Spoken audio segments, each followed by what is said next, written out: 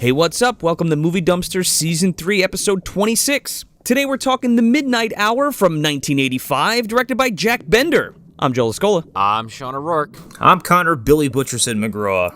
Welcome to the Dumpster. Great. You shouldn't do that to people. Oh, come on, guys. This is just a joke. No, it wasn't funny. It's just a bunch of words. Wait a minute.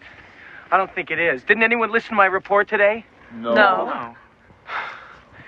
Well, this sounds just like the curse Lucinda let loose on this town exactly 300 years ago tonight. To set free the demons of hell and to bring back the dead from the grave. Damn.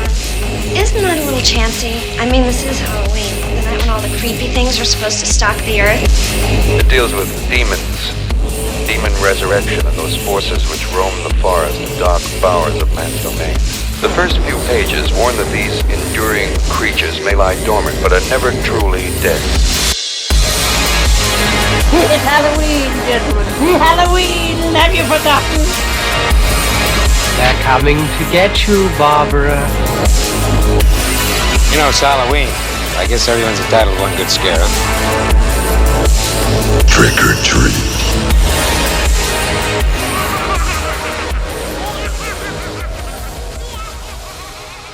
Don't worry, that'll come back around in about 10 minutes. Okay. Maybe a little longer. Doug Jones just pops his head up. Hey. Yeah, so here we are. Second episode of our Trick or Trash Month, fellas. We're rolling right along. Yeah. We're like a pumpkin down the side of the road. Oh, yeah. Yeah, this entry couldn't be more tonally opposite from the movie we just watched last week. Yeah, that's a good point. Indeed. Well, we got like a fun, lighthearted comedy today. Little 80s made-for-TV flick. So I'm with that. Yeah, that also at times to stop and be like, hey, here's a real werewolf attack. Let's get serious for about 2 minutes and then get back to the laughs. For about 38 seconds for a quick cutaway, and then we'll go right back to dance numbers. Yeah. Or one of the most viscerally beautiful sequences I've ever seen on this podcast so far, and then right back to dance numbers. I'm telling you right now, this is an impressive made-for-TV flick. Yeah, and we were talking about it before the show. It's an hour and 34 minutes long, and you said this aired at 11 p.m. With commercials, this must have been a fucking chore. It was 2 hours. It had to have been 2 hours to get through. We just wanted to say congratulations to our winner of last week's Trick or Trash giveaway. They got their Satan's Little Helper prize pack. Got all that good stuff in there. And this week, we're giving away a Midnight Hour themed prize pack. So make sure you listen to the episodes and get that code word, guys. And you're going to go on your favorite social media app and pop it in there, and you'll be entered. Now, this is working a little different. I just want to put this out there. Each week, as soon as that winner's picked for that specific prize pack, we wipe the entries clean. You have to start all over again and listen to the next episode and get that code word specifically for that episode giveaway. So yeah, good luck. Yeah. What did you say in the video, Dumpster Goblin? May the beast be with you? Oh yeah, beast of luck. Beast of luck. Yeah, beast be with you. I don't know what I was saying. And also with you, Gramps. Literally, the beast be with you is beast is watching over you from X-Men, and he's looking over his glasses, Hank McCoy from the heavens. Puts his book down. It's okay. All right, here I go. It's Kelsey Grammer Beast, though. He just walks off the stage. Oh, no, he's eating tossed salad and scrambled eggs? He's laughing in rhythm. I really want, a Frasier Beast mashup where it's Hank McCoy hosting a radio show. He's just with his really stuffy brother. He has his guest on, his old friend from the bar, George Wendt. Oh, my God. Everybody knows his name there. George Wendt's there on his radio show saying, yeah. I got these pretty cool next door neighbors. They're wizards. Kelsey walks in and everybody goes, Beast! That's a visual. Get those taps running, boys. But yeah, so before we get rolling or spooking right along, do we have any Patreon questions, Sean? Yes, we do. We got 2 for you there at home. So starting off with Dustin Elkins. He's back again. He's always dropping questions here. We might have to commemorate this segment to Dustin if he keeps it going. Dustin's Corner? Yeah, there you go. Yeah, I was kind of thinking that a little bit earlier. But he asks, he says rather, gears are rolling, LOL, with the inclusion of Rambo in MK11. Which MDU character would you want to see in MK, and what would their fatality be? I want Munchie. Sorry, I'm doing it again. Hang on, if you use Munchie, can he be like a Ferrotor kind of character? Like he rides a larger character's, back or something? Oh, now you're talking. Okay, wait a second. It's a 2-part character, but it's Munchie and Norm, and you can like switch them out. Right? Like ice climbers or some shit? Yeah, exactly. Okay. You got the subterranean and the Terranian, goblins together. Or the Ginyu Force in Dragon Ball Fighters. They just swap in and out. Oh, dude, I love it. And they even have the hug a bunch in the group. Every time you hit a different button, one of them comes out and attacks. Oh man.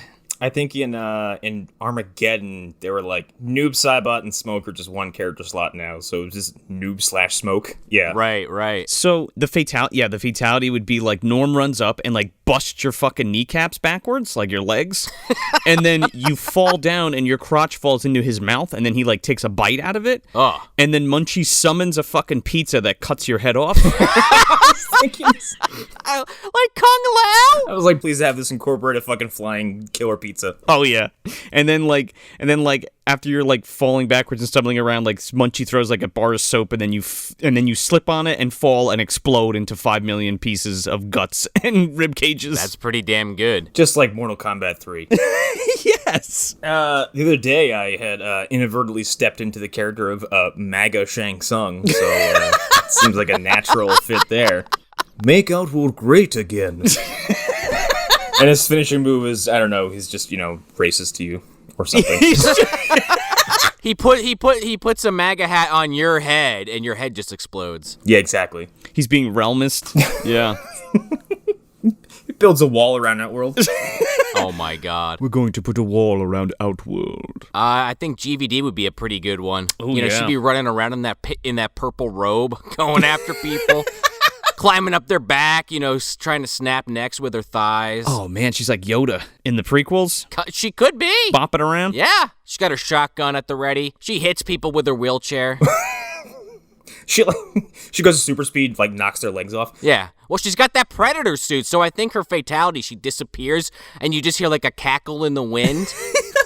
And then she just, appears behind them with, a knife and just cuts their head off. Dude, she's got cybernetic legs, right? So you can, either have the wheelchair, fighting style or, cybernetic leg style. Sure. But, she still has that, power move where she can summon the wheelchair from behind you and you, right. It hits you in the ass and you fall down and you, wheel towards her and then she, decapitates you or something? Alternative idea. The wheelchair, knocks you over, you roll towards her, and then you combine Orchid and Cabal's finishing moves, and then she just exposes herself and you die of fright. Oh my goodness. That's probably more accurate. I was going to say another good one would be the wheelchair, but it's an electronic one, the one she has in Steel. Yeah. Origins of GVD. And she just some kind of button combination she hits on that just sends the wheels into overdrive on the opponent. I love the idea of the opponent dying from fright from seeing her wrinkly body. But if Gunner or any of the wizards are in there, they might actually be immune to that fatality. That could be a friendship. Show me something I haven't seen, old lady. This is just like Friday night for me. You know what Charnetsky's would be? He'd take a bite out of Chunky Chicken, and he'd transform into the proverbial Chunky Chicken and bite the opponent's head off. Oh, yeah, dude, he summons it and it falls on you? Yeah, maybe. Like Liu Kang in the MK arcade cabinet? Oh, yeah, he's Liu Kanging it up either way. He's either turning into the chicken or dropping it. I imagine he takes a bucket full of, 100 chicken wings and just, very quickly strips them all down to the bone and then just throws them at you like fucking shurikens or something like that. Instead of the opponent turning into 1,000 bones, he throws 1,000 bones at them. He rips the leg off and deep fries it and eats it. Oh man, that's pretty good. Makes a meat log out of his opponent's leg. Yeah, dude, I like drums. None of that wing shit. You know Haggerty would just be smoke, but it's cocaine. But it's a solid white cloud. Haggerty flying around with that blue robe swinging behind him. He comes out of the air and his ass cheeks are exposed. And if it touches his opponent, they get a massive offense and speed boost, but a serious defense decrease. He has a buff where he pulls out his Camel cigarettes and takes a puff. Or he lights you up as a cigarette and fucking sucks you in. Yeah! It's like a reverse kiss of death. I like the idea of John Hurt as the game's ridiculously overpowered, incredibly cheap projectile spamming boss. Yeah, he's like Shao Kahn in 2. Well, he already has Kronika's crown, so he's already kind of a shoo-in for that. Yeah, like he just like you attempt a bicycle kick, he's like Buchanan. Just he pulls out his giant hammer and hits you with it. Yeah, exactly. That's the equivalent of that. Fucking Shao Kahn boss fights. Michael Clark Duncan's in there, but we already have his moveset figured out since he is Garrus, literally. Yeah. He's like an alternate DLC skin, right? That you put on Garrus. Well, if we're talking like legit Mortal Kombat, sure. I'm assuming this is Mortal Kombat MDU, or like what would the name be? It would really just be Movie Dumpster Universe, the video game with Mortal Kombat. Mortal Dumpster? Maybe. Yeah, there you go. Yeah. I lost the thread, what I was trying to say. Basically, the engine of Mortal Kombat. There you go. Mm-hmm. We're gonna get sued. So our two large sub bosses are definitely Kumdar and Corpsefucker, aren't they? Oh yeah, they sure are. Oh well, they're a combo battle. Yeah, right before John Hurt at the end of the ladder. Oh yeah, you got to do that fucking tag team shit where you have to defeat them all with the same health bar. Yeah. Yep. Right. Because they're kind of like, I know that we always say they're the APA of the MDU, but they're also kind of like Bebop and Rocksteady for Hurt. Yeah. Oh, for sure. I like that a lot. It just lines up a little too well for you, Connor, doesn't it? I definitely want one of them to have purple sunglasses and a mohawk now. Well, Kumdar, obviously. Yeah. Well, oh, boys, do we have to go fight the peoples? Yeah, we're gonna go get them, John. Who would be the other mini-boss? Would it be Baldwin? I mean, I feel like that kind of makes sense, right? Baldwin's like the reptile character, or like the chameleon character that like comes in. Oh, so who gets his ass kicked constantly? No, Baldwin is the one the fight you have to unlock by getting the double flawless, no blocking fatality fight in the living forest. Yes, that's what I'm saying. But Baldwin's also like, we were talking about Primal Rage a little bit last week. He is basically that Primal Rage character inserted into MK. Oh my puking and pissing on everybody. Oh, he's chaos. Yeah. He hits you with tequila bottles. I like the idea of just a Primal Rage game, and they're like, with guest character Daniel Baldwin. That's it. Like, he's just in the game. He's got the dolphin dive attack. That's how you know to press upstart in our Mortal Kombat game is when he dolphin dives behind one of the trees in the living forest. Exactly. He also can pick up like the little summoners off the ground, or the little tribal people, and eat them. Gets a health boost. Don't fuck with me. What would his fatality be? Oh, geez. He beats you. He strips you naked, ties you to a bed, and beats you to death. Yeah, that lines up. I was going to say he opens your mouth up like manually with his hands, and then he dolphin dives into your body, and you explode into a million pieces. Oh. I was going to say anything the Bo Reicho would do. Right, yeah, that's a good point. I don't even have to go to Primal Rage. They already got a character. Okay, so he breaks your jaw off. And you're standing there, and then he, like, downs an entire bottle of tequila and then vomits down your neck. Oh, my God, that's... like, intentionally? Yeah, and then he falls and passes out, and you die. Yeah, what is that one from X where, it's Morecho, like, fills you up with booze or something, and then jumps on you, and you spit up your own intestines. It's the grossest thing. That game that is one of the grossest fatalities I've seen, and that game has the other one that to this day makes me uncomfortable, and that's the one where Ermac pulls your guts out through your mouth. Ooh, that's a good one. That is the nastiest thing I've ever seen from those games.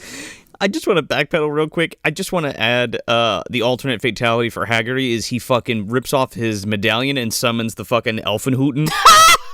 Yeah, okay. And they come and they just fucking tear you apart. I like that. Stab you in the dick with a fucking knife. Yeah.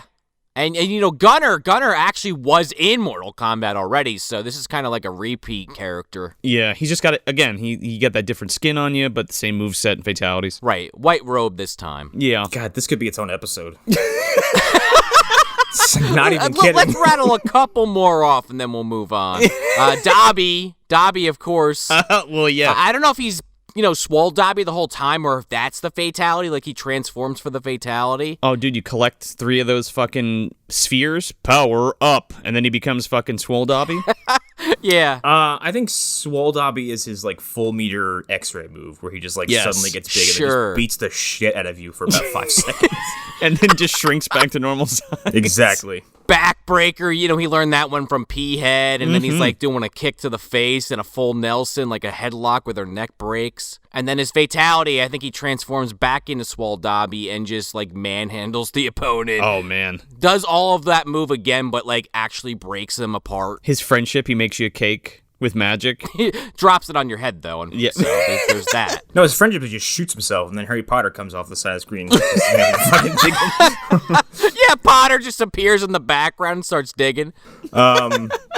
P-Head is a good one too, because like I'm just imagining him in his like fake doctor outfit, and like he's just backbreakering people the whole time. Oh my god. Well, you know that if that fatality is the backbreaker and the body splits in half and there's blood all over the place. Well, that's a brutality, right? Yeah, we definitely have to have a level 2 that we insert into the game if Pumpkinhead's in there, where it's like the mine shaft. Or the fucking barn with all the wind veins in it. The weather veins? Right. Yeah. Well, I was thinking the windmill, or not the windmill, excuse me, the mine shaft, because you could uppercut people into the mine shaft at the end of the level, and then they'd fall into the card table. Oh, yeah, you could do that. They could fall out the fucking well in Ireland, too. That's so on brand. For both things. Exactly. I don't know, unless you guys have any more that you want to, like, throw out there, I think we can move on. I think Connor said it best. We've already, we can have a whole fucking 2 hours of this. Yeah. I got, okay, Christian Bale and his fatality is that he summons a dragon and he spits Matthew McConaughey at you and he chops your head off with an axe. Come on, big boy. And then he just casually walks back down the dragon's throat into its stomach. Oh my god. I love it. Give it to me. No, he rides out of the fucking dragon on a tank instead. Right out of his mouth. We come from America. And he shoots one giant bullet into you and you explode. Okay. Do we have any other questions? So our next question comes from Leonardo, and he asks, what are you guys reading or watching or listening to outside of stuff for the podcast? Oh, okay. Well, since all of the shows I was watching are still in limbo, I picked up Lovecraft Country, and that's really fucking good. I watched Hagazusa the other night, which is a German filmmaker. I forgot his name. It's his first film, and it's branded as like a gothic folk tale, so it's kind of in the vein of something like The Witch or Wait a something minute. similar. I've seen this. You did? I think. Yeah. I don't want to spoil it too much just in case the listeners haven't seen it since we're not reviewing it. It's basically like it's a drama film, art house type film. It was good. It was okay. It wasn't as good as The Witch, but it was fine. Let me rephrase that. When I say I've seen that, I had it on and I was like in between being asleep and being awake and going like, why is that pile of sticks attacking that woman? There is no sticks attacking anybody in this. Okay, film. then maybe I'm thinking of something else. Maybe that's some half-remembered, fucking fugue state I was in. It's actually very much more a psychological horror than even The Witch is. Lacking the family dynamic from The Witch, which I really appreciated from that film. This one is like the adverse effects of solitary being on your own and like solitary, I don't want to say solitary confinement, but like being the outcast or what have you, and she's not actually a witch, right? But the adverse effects of being on the outside of a small community, like in the mountains, in the wilderness, in, the fucking 1400s or some shit, 1300s. Right. You said isn't someone attacked by some weird, like, it's like a cow skull or some shit? I know I've at least started this movie because it all sounds so familiar. No, there's literally no monster visages in this. Wow, then Shudder must have something equally as strangely titled, also black and white, and also period piece, because... Oh, it's not black and white, it's full color. Oh, okay. Wow. Mm-hmm. You know what? Everyone just ignore me for the rest of the show. No, dude, you're good. Now I want to know what the fuck you're talking about. I want to watch whatever you're talking about now. I don't think what I'm talking about exists. Oh, I finally watched Dream Demon, too. I finally got to sit down with that. The Arrow Blu-ray of Dream Demon, and I watched the director's cut of that, and it was very good. And you should probably watch it if you can find it. Nice.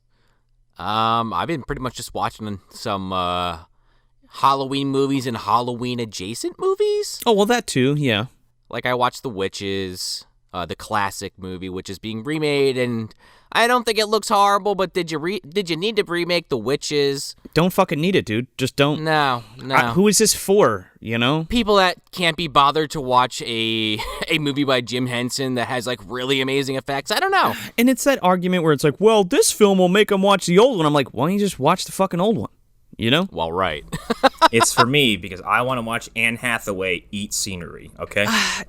That's fine, but it just looks like okay. It's just unnecessary. Well, fine, remake it, right? But like it's just so over the top in a way where, at least on the surface level, just judging by like the CGI use in it. Yeah. It's just like egregious, and I don't know. Like, I think the thing is too, Joe, when you look at that original movie, just the practical effects are so well done throughout. It's so good. Like everything, the mouse, the witches. I'm not saying that's taking away from it.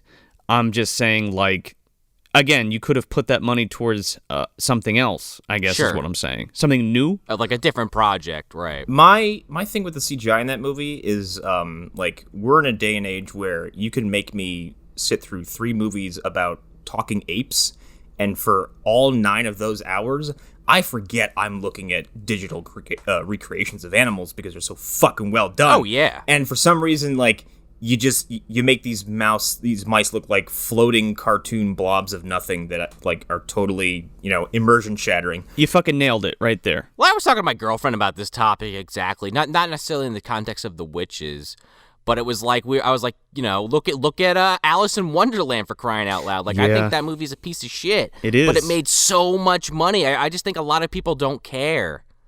I think people listening to this show probably do care. Sure. And we care, but I think the general public, just like Avatar made $1 billion. Like, lest we forget. Yeah, well, the general public doesn't give a shit, and that's why we're talking about the movies that we do, because everybody forgets about them. And also, I want this take immortalized forever.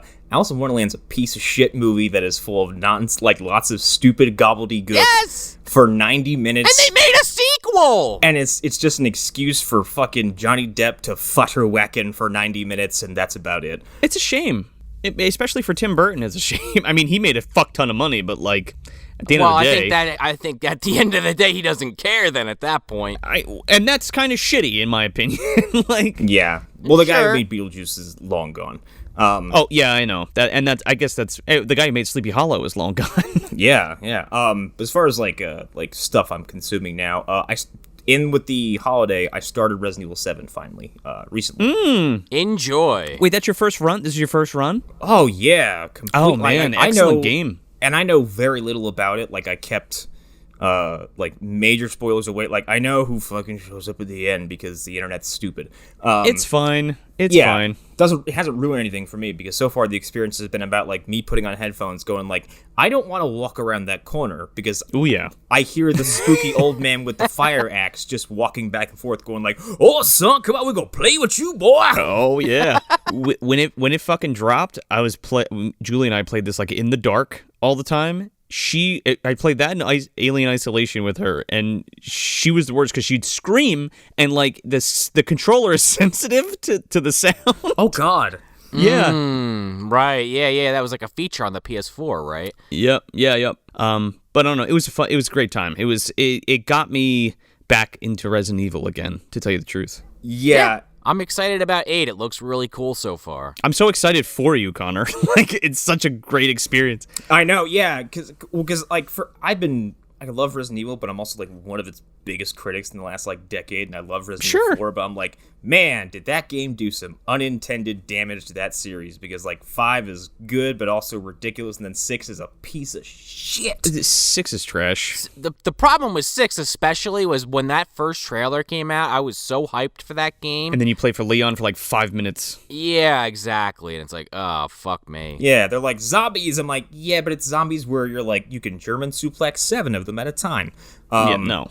And then 7 is like a complete restructuring of how that fucking game is supposed to fuck with you, and just like it's a complete tonal shift, and it's a weird experiment where it's like, can you do Texas Chainsaw Massacre in a Resident Evil universe? Absolutely, you can do it because Sure can. like it's just fucking, I don't know, it's so weird, and I hate first-person horror games. Fuck with me a lot, and It works. Yeah, and I also thought that giving you a way to defend yourself actually makes the terror even more intense, because in Outlast, it's like, yeah, I'm hiding in the same dark corner I've been the last 15 minutes because the same stupid enemy keeps patrolling the hallway, and I literally can't do anything else except walk out and die or wait. Yeah. And Resident Evil 7, if I fucking, like, whiff an axe shot, I'm like, oh, fuck. Like, Oh, yeah.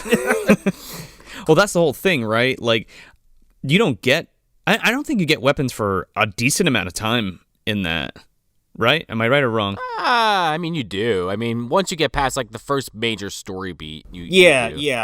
You get it for, like, a tutorial, and they take everything away from you, and that's when Jack Baker starts chasing you the first time. Right. I also have been playing Avengers, and that game is fun, but holy shit, does Crystal Dynamics have a real hard road ahead of them if they want to make that game a long-term success, because...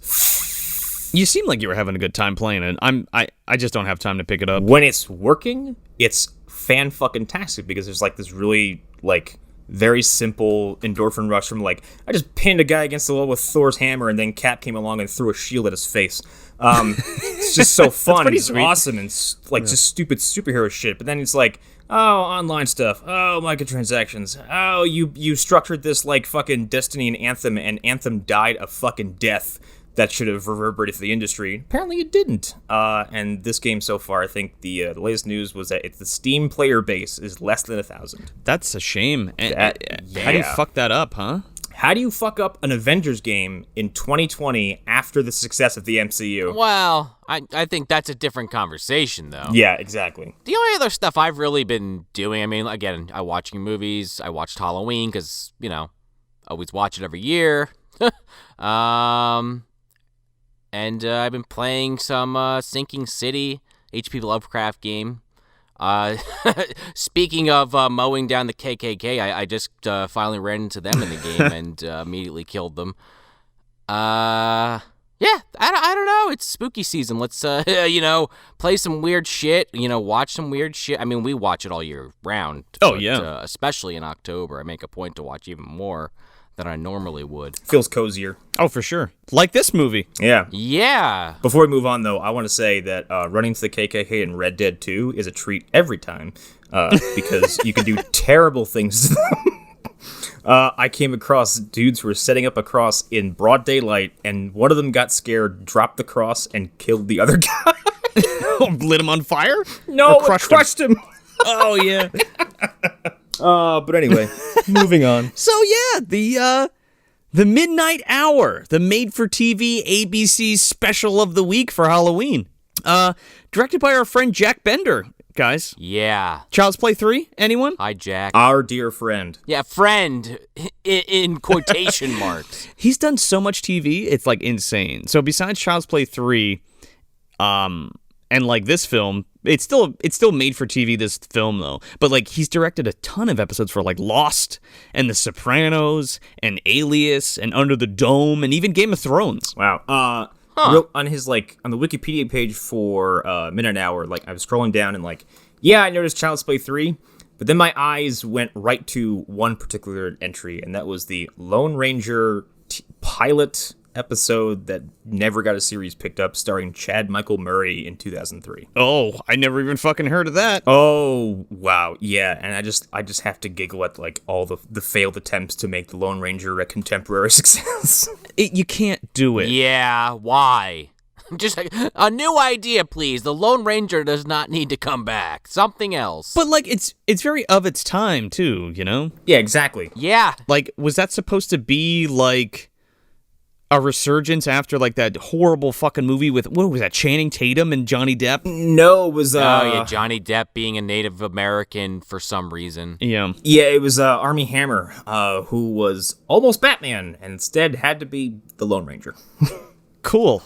Because you picked the Lone Ranger over fucking Batman. Yeah, sure. Oh, well, no, that's because Justice League Mortal by George Miller, which was supposed to be, like, this like the cast list is out. You can see costume concepts and all that stuff like that, like people, like just pictures of production stuff and all kinds of stuff. It fell apart, but a lot of people were supposed to have like big fucking superhero roles in that movie. And I think no shit. One of the women who the Vuvolini in Fury Road, the dark-haired one, was actually slated to be Wonder Woman when that movie was being developed. Really? Yes. That would have been interesting to see. Yeah, but scooting right along, we got William Bleak. Either it's William Bleak or Blake. He wrote The Hearse, The Stepford Children, and Poltergeist, The Legacy. Man, I haven't thought about that show in years. I forgot it was the thing. I didn't even know it was a thing until this moment. Wait, what the fuck is Poltergeist The Legacy? I remember it being on like either... I might be mixing this up, but it was either USA or Sci-Fi Channel, but Poltergeist The Legacy was like a series for Poltergeist. You know how they did like Friday the 13th and they did okay, hold on. When you say Friday the 13th, you mean like, hey, here's a show called Friday the 13th. It's got fucking nothing to do with Friday the 13th. Yes. And it deals with like haunted antiques, which it's a great show, by the way, but on the other hand, I totally forget what Poltergeist The Legacy is about. Like, I don't even know what the fuck they do in that. But I remember it being on television and just never watching it. And I forgot it existed, and there it is. And we got... This film is composed by Brad Fidel. Yeah. Yeah, and he did Fright Night 1 and 2, Serpent and the Rainbow, True Lies, Just Before Dawn, another Jeff Lieberman movie, and Terminator 1 and 2. Can you believe that shit? I gotta say, in my personal opinion, Mr. Fidel, you phoned this one in. Sometimes it fucking slaps, dude. I was not into it at all. I was like, what is this circus music that we're listening to right now? Oh my goodness. You guys hate that like whimsical 70s, early 80s shit, don't you? Yes, I really do. You mean I hate music in which I envision people spinning plates? I'm sorry. Like I fucking like it. Yeah, Shakes is over there doing it. Shakes and Rudy, they're competing. Yeah, like just imagine stupid circus routines is what I picture when I hear music like that. Some of the beats are good though. When we're not getting Wilson Pickett or like the Smiths, there are some good chunks of soundtrack like later. Right. A lot of licensed songs in this movie. Yeah, the whole opening is like, that whimsical kind of... you know what? It's almost... I don't want to say it sounds like Danny Elfman, but it reminds me of like the opening to Beetlejuice. I could see where you're coming from on that. When the Maitlands are like, when Alec Baldwin's like going around like to his shop and shit and saying hello to everybody. Poor man's version for sure. Anyway, yeah, and then on effects we got Tom Berman Studios, man. He's done a ton of shit. This guy is legendary. I mean, we're talking the original Planet of the Apes, the Manitou, which will come up later again, which is one of my favorite 70s horror films that we definitely need to do about a medicine man who is reincarnated in the back of a woman's neck. What? Yeah. Okay. Sign me up. He did his studio did the effects for My Bloody Valentine, Phantom of the Paradise, Food of the Gods, The 77 Dr. Moreau, The Exterminator, The Hand, Happy Birthday to Me, the Cat People remake, Halloween 3, Prophecy, the monster movie with the giant bear, Beast Within, which we need to fucking do because it's awesome, One Dark Night, Teen Wolf 1 and 2, Howard the Duck, Captain EO, Invasion of the Body Snatchers, Scrooged, and an MDU classic, Star Kid. Ooh. Wow, that's a list. Howard the Duck was even in there. I guess you didn't consider that an MDU classic, huh? Yeah, I guess it was. My bad. I was just rambling them off. I mean, it is a good one. Sorry, Howard. Go back to your slop room. Clean up the sperm. Go clean those fucking panties out of the mud dip or whatever the fuck. Hey, you want some fun? Ask me to describe Captain EO for you. Describe Captain EO for me. I fucking can. I can't remember a fucking thing about that show. It's just Michael Jackson's Star Wars. I know, but I can't, like, even then it's like, I mean, is it? I can't even envision anything.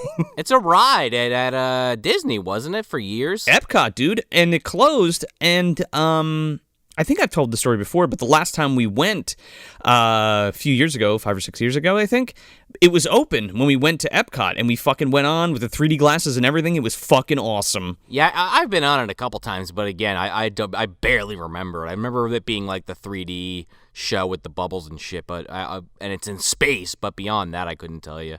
It's basically like Michael Jackson with like a ragtag crew in the spaceship fighting whatever. He's got to like sing and dance to fucking beat somebody or something. You know how that goes. Yeah, right. Does he have a dance-off with Roger Ebert? Oh, wait, that's something else. With Joe Pesci. Isn't that Michael Jackson's Ghost, where the fuck it is, that weird short film he did? Oh, man, that's a great short film. But yeah, he's like dancing for like people in the house. And he's like, that wasn't scary, huh? How about this? And then he does like a whole dance number.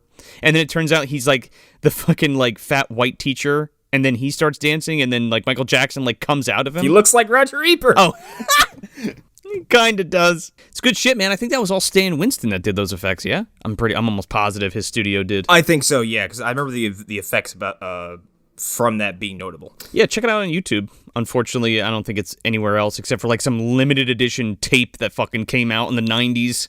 That's hard as fuck to get a hold of. But yeah, I just want to note some of the crew that was in there at studio. Jack Monroe, Larry Odine, Sylvia Abascal, Jeff Dawn, Steve Laporte. It's either Laporte or Laporte. Mike Smithson, Rick Stratton, and John Logan. And just fun fact, a lot of these people that were working for Berman Studios did a lot of work under Rick Baker for the Thriller video. Oh, wow. So there's a... Speak of the devil. Yeah, it feels a lot like... I mean, even the makeups in this movie feel a lot like that, and I'm totally fucking here for it, man. I was kind of thinking that, and that's That I can't even say it strangely lines up. It just... It does. If that made sense, you know what I mean, though? Yeah, no, totally. I love the use.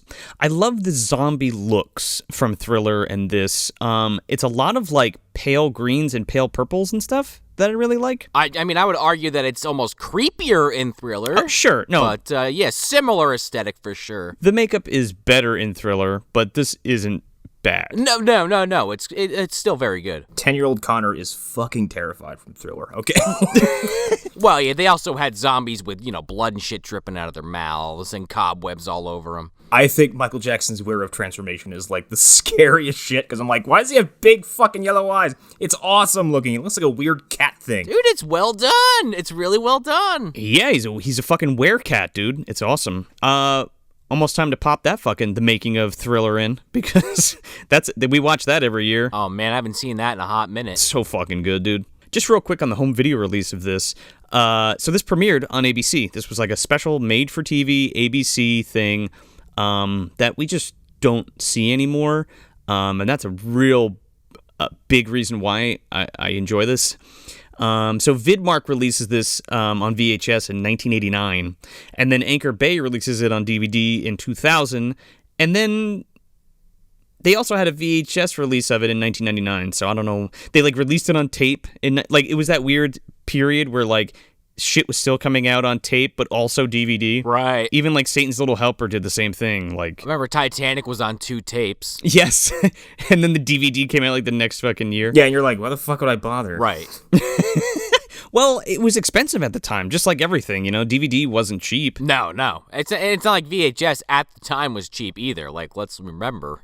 No, VHS were like fucking $90 for a tape. Well, I don't know about that. Were they really $90? Dude, when VHS first started, some of those tapes were like $90. That's why they had video rental stores, because they were so expensive. Sure. Fuck that. But yeah, apparently the DVD and the Anchor Bay specifically, the Anchor Bay DVD and VHS are way out of print and extremely rare because they weren't around for a long time. Like the 89 Vidmark VHS is easier to get than the 2000 1999 Anchor Bay DVD and VHS, which is bonkers to me. Huh. Interesting. So yeah, so this flick airs in 1985, the day after Halloween. On November 1st? Now, the only thing I can... Why? I think because Halloween that year was a Thursday. Okay. And they're like, okay, well, nobody's going to stay up and watch this because they have work the next day, so let's premiere it on Friday, which is November 1st, Okay. Maybe they could have just said, hey, we know it's called the midnight hour, but we're going to just, air this at 8 because we know people need to go to bed early. And, I know they have several midnight-related songs that play throughout this movie, but, I felt like the whole midnight hour thing I mean, it's crucial to the end of the film, but the rest of it, it's really not. And wouldn't it have been fun as a viewer if you got to that point in the movie and it was like midnight real time? Well, that too. Maybe, yeah, that's true. Because this movie's 90 minutes airing on TV with commercials. So. Yes, that makes it 2 hours. Well, according to Wikipedia, it aired from 9 to 11. So it didn't even hit midnight. So that's the point that I'm trying to make. Like, you might as well move it back another fucking hour. Makes sense. But yeah, like, why not air it at like 7 o'clock for like the kids too? Right, 7 or, well, yeah, just earlier if that's the point, you know. You might as well have just put it on Halloween by then. You spent the money for people to watch this on your fucking cable access television. You know what I'm saying? You know what it is? They couldn't interrupt the fucking Packers game, you know, that was scheduled in there. It was probably Thursday night football. They had a contract they couldn't break. So fuck Halloween. We're just gonna put it out after. Fuck them. Fuck Sherry. Fuck LeVar. Fuck them all. And I feel like in 1985, maybe I'm just wrong about this, but you know, it's not like it is now where like the day after Halloween there's literally just everyone has Christmas decorations up already. You know what I mean? Yeah. We do the same shit, dude. Because you want it to last, right? But we decorate for Halloween in fucking September, so Sure. As you should, because like there's no reason to rush this fucking Christmas retail. I worked at a ShopRite a long time ago. And it was working there on Halloween. Just fucking pissed. It is 9:30, and the GM comes around and goes, "All right, start taking all the Halloween stuff down and put the Christmas stuff up." I was like, "Whoa, what?"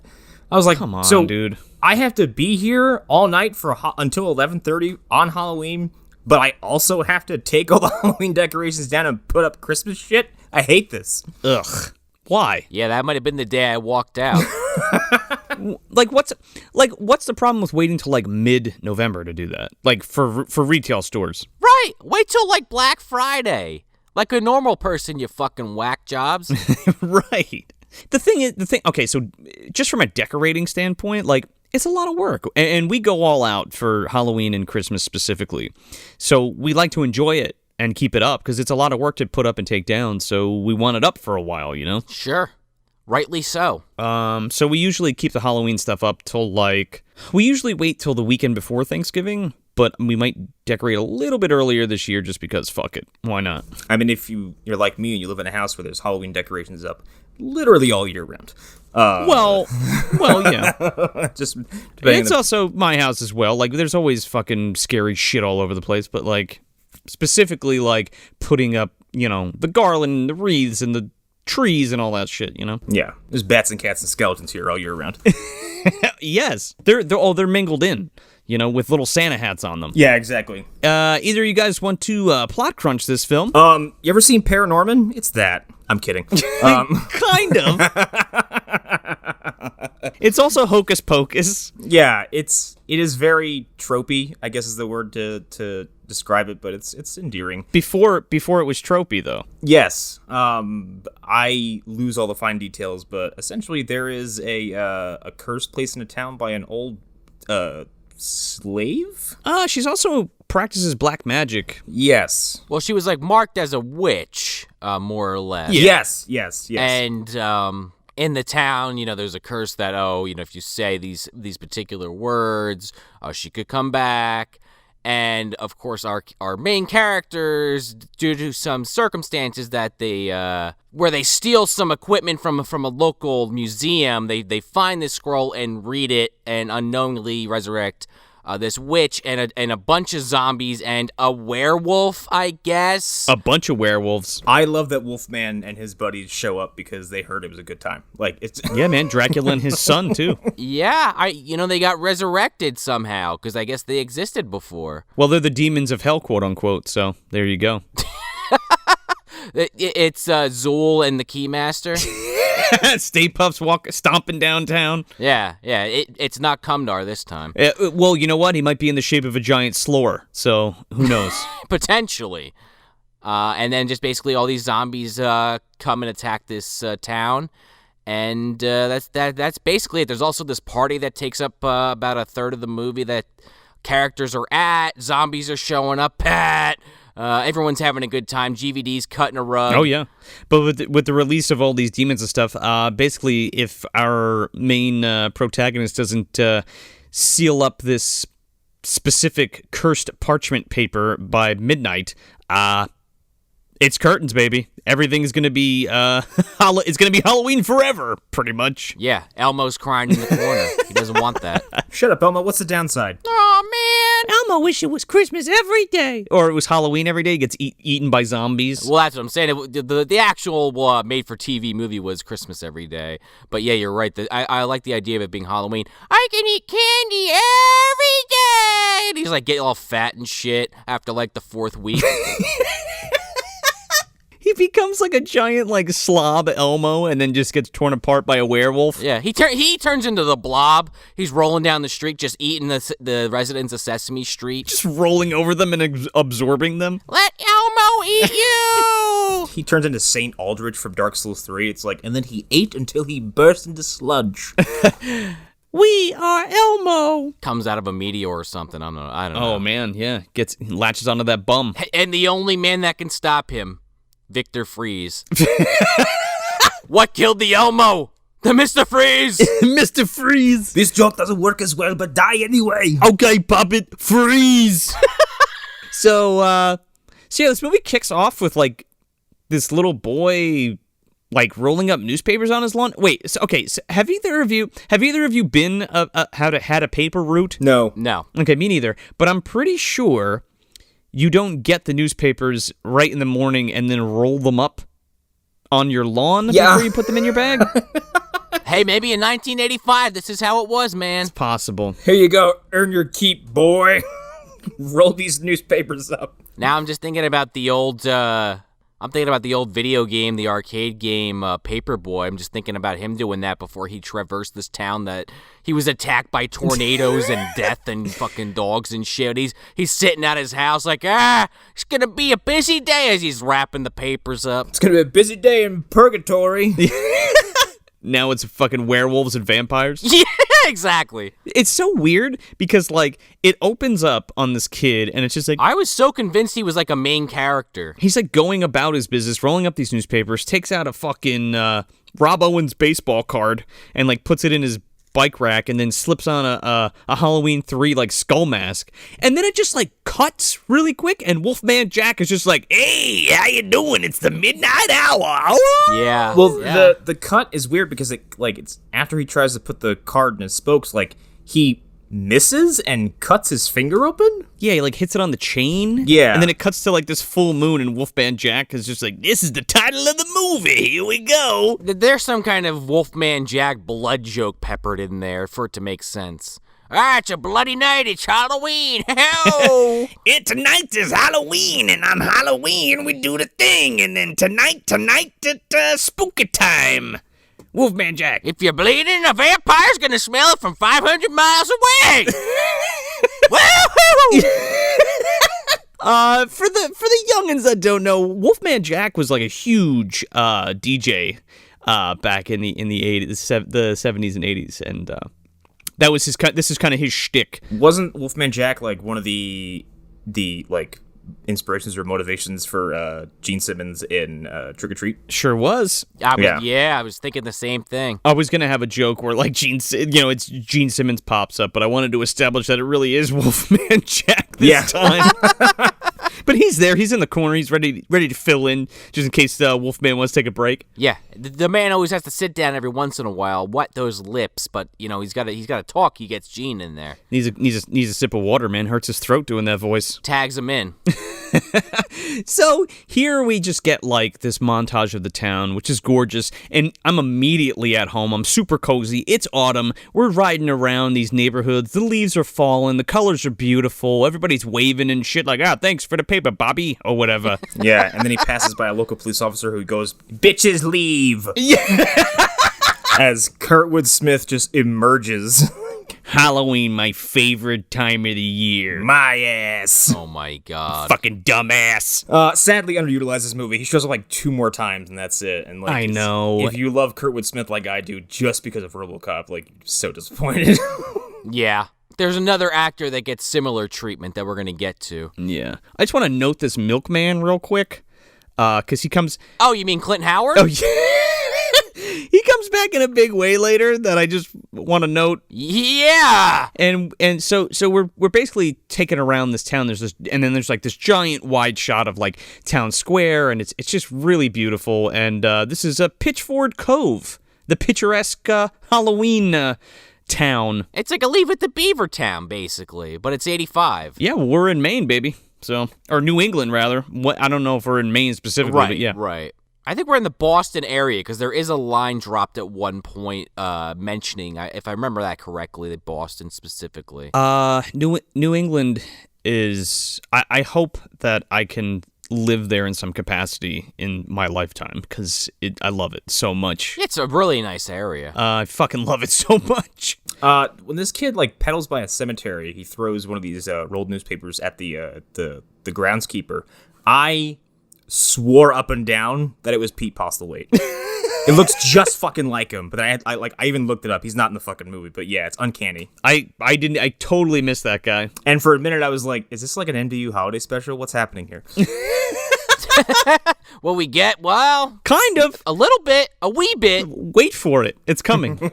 So we're introduced to Phil Grenville, played by Lee Montgomery.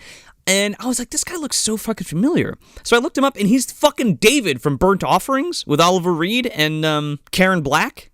You guys ever see that? I've never seen Burnt Offerings. No. Oh my god, dude. You guys need to remedy that. It's fucking great. I'll take your word for it, but I'll look into it. Really good. Burnt Offerings.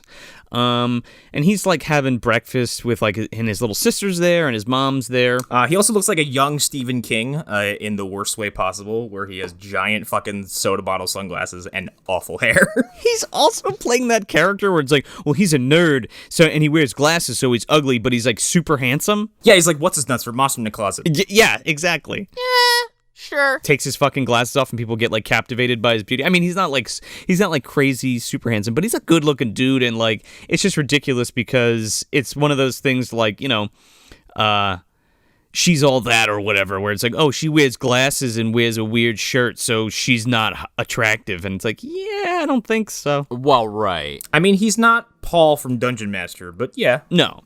But he's a handsome guy is what I'm saying. He should have no problem getting a date, I guess is what I'm saying. Oh, he's a big dork. Can't date him. Well, you know, the problem is that, you know, him and all his friends, they're like in their 20s and they, you know, they can't get out of high school and everybody else is the proper age, so hence why he can't get a date. 30s. I think Shari Belafonte is 31 in this film. Yeah, I was being kind. We'll talk about it because it was very jarring for me watching this movie with these characters that are supposed to be in high school. Especially some adultery type shenanigans that we get going. Later in the movie, for sure. So I guess he's been talking to his mom about this girl that he really likes, Mary. Played by Dee Dee Pfeiffer. Yeah, Dee Dee Pfeiffer. Only other thing I've seen her in is Vamp, and she was good in that also. Great flick. If you haven't seen it, that's definitely a fucking stay tuned. I want to do that, yeah. Yeah, I like that movie. I don't know if I'll say I loved it, but it's pretty damn good. I don't know. Grace Jones is amazing in that. And all the effects. Well, yeah, she's the best part, in my opinion. So she's basically like, his mom's like, oh, you know, take your time. Don't wear your heart on your sleeve. You know, like, you know, you got so much time to date girls and what have you. She's like, you don't need to get your dick wet right away. Like, relax. Stay home. Play with your cock and ball. Exactly. I'll buy you that lube you asked for. Put it right next to your bedside table. Go inside. Play with your cock and balls. Just make sure you study, and then why don't you go crank that hog a little bit? Just don't get any on your math homework. Put it away first. The homework. You know what I mean, or your cock and balls. This is a really weird conversation to have with my son. And then, play with your cock and balls after your algebra. Just don't stick it in any American Pie. Yeah, don't fuck my apple pie again all over the table. Again? Dude, this guy's fucking something in this house. Some type of food. Yeah. I can't keep telling your mom you keep eating him, so. Well, Dad doesn't have a problem with it, so keep on. So, speaking of Dad, we cut right to... Oh, right. Yeah, this is a weird thing. We cut right to Dick Van Patten, who's Martin Grenville. Right. And he plays Phil's dad. And if you don't know who Dick Van Patten is, I mean, you would definitely know him from Spaceballs. Fucking King of Druidia. Yeah, he's fucking King Vespa, dude. Yes. 1, 2, 3. 1, 2, 3, 4. It's the same combination on my luggage. That's amazing. Yeah, this is a bizarre setup where he has his dental practice in his family home, which is not that uncommon, like in a split house. Sure. But it's literally like you leave the kitchen and he's working on some woman like in the next room over. It's definitely like a small town thing. You mean he's assaulting someone in the next room because apparently he's not yeah. using any anesthetics or anything like that? He's like Steve Martin status from Little Shop. Right. He's fucking malpracticing someone in the next room. He's like, I don't know, I used to sell glue. I was Greg the Glue Man in Pippi Longstocking. Now I'm working on people's mouths. And he's doing like the dentist speech with this woman who has all this gauze in her mouth. So she's like trying to talk to him and he understands every word she's saying because he's been doing this for so long. Oh, that's such a good gag. Phil's like, he asks his dad the same question and his dad's like, fuck it. Wine him and dine him. By the way, get a job while you're at it. Live like there's no tomorrow. Go fuck as many women as you can, little guy. Practice medicine without a license. It's fun. I'm rolling in the dough. I'm feeling great. And his patient goes Novocaine. He goes, I think you'll be okay. He says it's overrated. It's overrated and just keeps drilling. She mentions that her transfer student or her niece is like visiting her some shit. You guys should. And right. And he like tries to set him up on a blind date. That's just important for a little bit later. But anyway. So then he goes to school again. He looks out of place. They all look out of place. Yeah, LeVar Burton's maybe the youngest looking in the crew, and he still looks way too old. LeVar Burton can pass for like 18. Maybe. He could pass for 18 today. Like, he's just... Have you seen him lately? He's an old man. He's like 50 or 60. He looks like he's 50 or 60. But at the end of this decade, he's 2 years later, he's doing Next Generation. He looks a little younger, I would even argue, in Generation. I think so. Yeah. It's that visor, it makes you look younger. I guess so. Well, he becomes a vampire, so he's internally young, I guess, question mark. True. He's got ice cold blood in his veins. Keeps his fucking body on ice so it stays nice and fresh and young. It's his Lazarus pool, baked into his body. So we're introduced to Shari Belafonte as Melissa Cavender, and she's there. LeVar Burton's there as Vinnie Davis. Pete DeLuise is there as Mitch Crandall. Pete DeLuise is Doug Penhall from 21 Drip Street, P.S. Oh. Yeah. And then we're introduced to Dee Dee Pfeiffer playing, what is it, Mary. And they're all fucking around and like, it's like Halloween day and they're like waiting for their teacher to come in, but he like hasn't shown yet. So they're like playing hangman on the board and throwing paper airplanes and shit and talking about how they're going to fuck each other that night. Yeah, more or less. The same standard shit we always see when a teacher leaves the room, except everyone's also horny. Yeah. They're like, oh man, we're gonna fuck right tonight. LeVar Burton is trying to fuck this entire movie. Oh yeah. It's our night, babe. What the hell? Are we gonna do it yet or what? Right on the dance floor. I'm not trying to read the rainbow. I'm trying to go over the rainbow. Come on. Fucking taste the rainbow, mother. Yeah, trying to have it inserted in me. So then this substitute teacher walks in. Dude, it's fucking Cindy Morgan. She plays Vicky Jensen, who's the substitute teacher. Did you guys know she's from Caddyshack and stuff? Did you guys know that? Two things about this woman. She was like Rodney Dangerfield's protege. Whoa. Okay. She's not funny in this at all, so that's kind of a shame. No. He like took her under his wing to like be an actress and shit. And I'm like, where is it? Because she literally is not funny or particularly good in this film. No. And in Caddyshack, is she like the one that Chevy Chase hooks up with? I'm not sure. Yeah, I can't place her in Caddyshack. But, I mean, when you say their relationship with Ryan Dangerfield, that, makes sense. Okay, she's the one that climbs up on the fucking diving board and, like, do you remember that part? It's been a while. Yeah, well, funny part about that is she's legally fucking blind, So when she was doing that scene, she could not see what she was doing. My God. Little tidbit for you there. Also, this substitute teacher is very clearly the same age as all of her students, so. Again, we're all 30. Yeah. Or at least our leads. She's like, the teacher left a list of the curriculum, and, I'm going to enforce it. And everyone's like, no, you're not. And Mitch is like, hey, how do I get into those panties or whatever? Oh, God. And she's like, don't worry. I'm like Tobey Maguire from Spider-Man. I look like I'm 28 in high school. Flash Thompson, Joe Manganiello. I'm not 30, you're 30. And then Phil is like, oh, yeah, I have a report I have to give. And he, stands up in a fucking blazer. He looks like he's about to go to work. Walk into the office. He's like, can someone get the projector set up for me? Yeah, this is like that Hocus Pocus thing. Allison drops the whole fucking lore bomb of right of the Sanderson sisters. I mean, he essentially does the same thing here, and he gives the whole history of Pitch Grove, and it's he's like, yeah, my great-great-great-great-great-great-grandfather was a witch hunter, and he put away Shari Belafonte's great-great-great-great-great-grandmother because she unleashed hell and zombies onto the town. He sealed them up and put them away, and then fucking hanged her in the square. And that's my story. And so we created this class called Hunters, and every night on the hunt, they go out and fight beasts. It's the old blood. Because we all drank the old blood from the old ones we found in the dungeons, okay?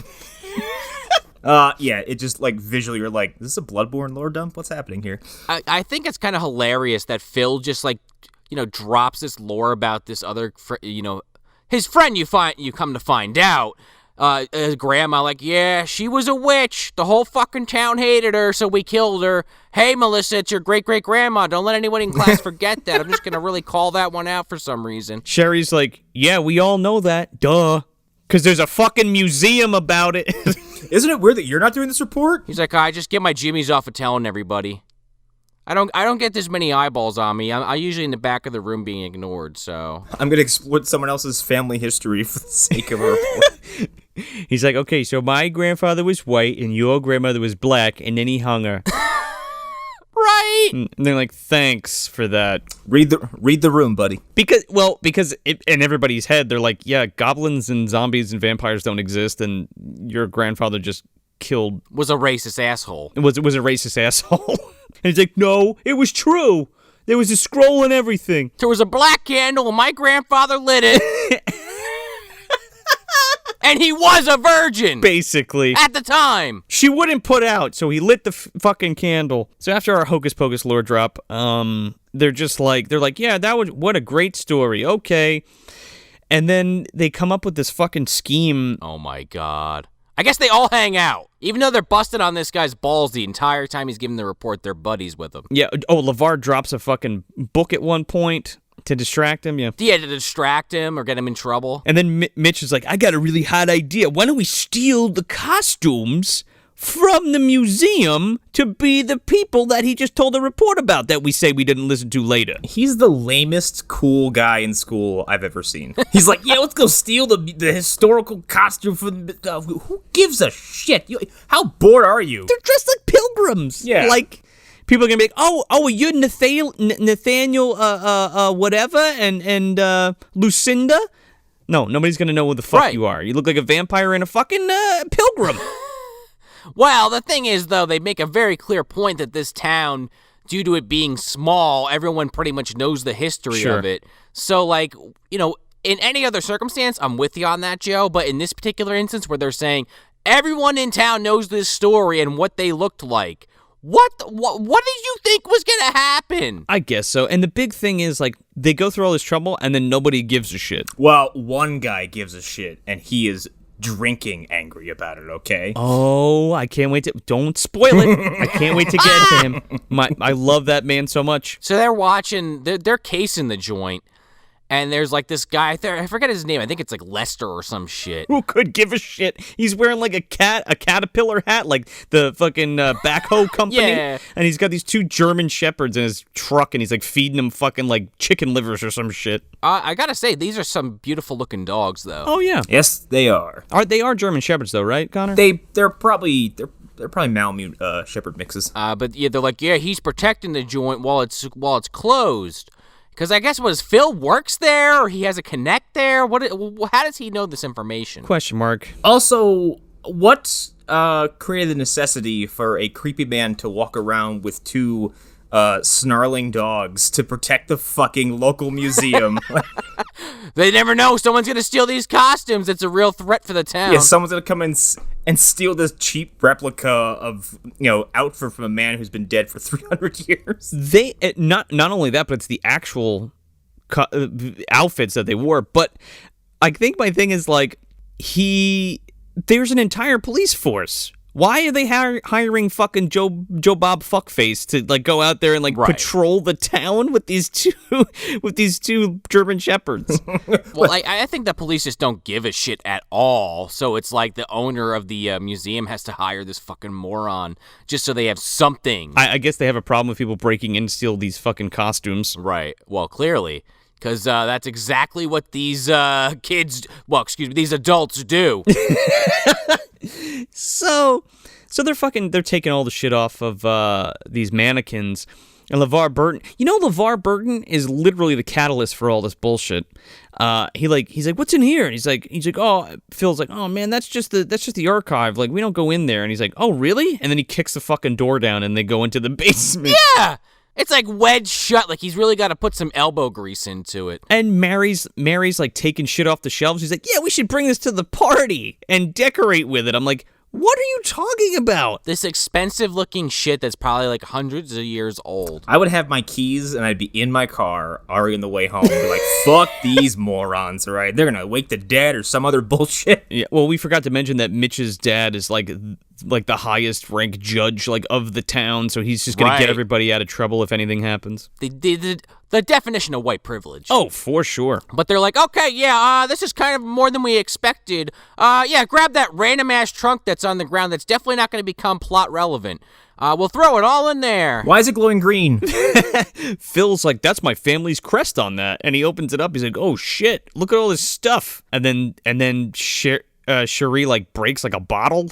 And they're all like, oh, fuck, let's get out of here. Yeah. That idiot outside doesn't hear any of that stuff. No. The dogs do. I guess so, because they break to the car, they pack in the car, start the car, and then drive off, and then this guy turns around and he's like, huh, styrofoam cup?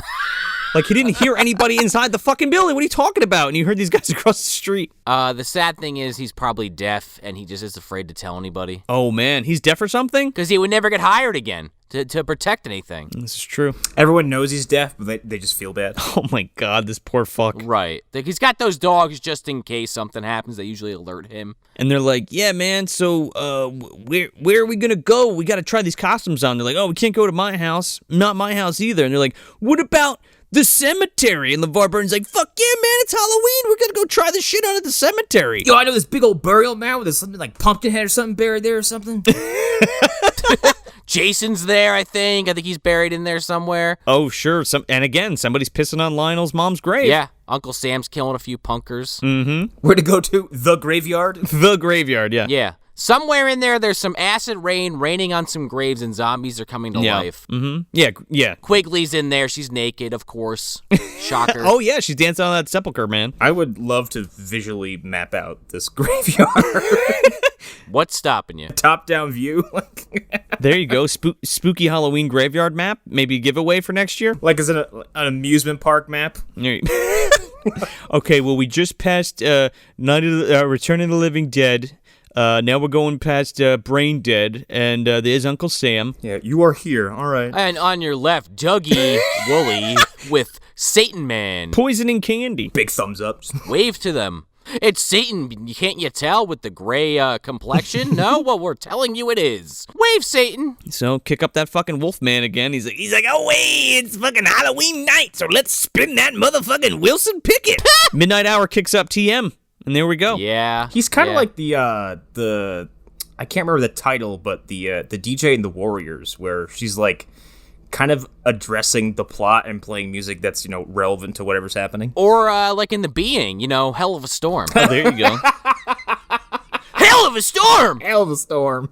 Whenever I think of like radio DJs in horror movies, I always think of like Texas Chainsaw Massacre 2 or Trick or Treat. Sure. They're definitely two memorable ones. Yeah. So they're walking through this graveyard, and they like come across the grave of like the serial killer, and yeah, I dig this.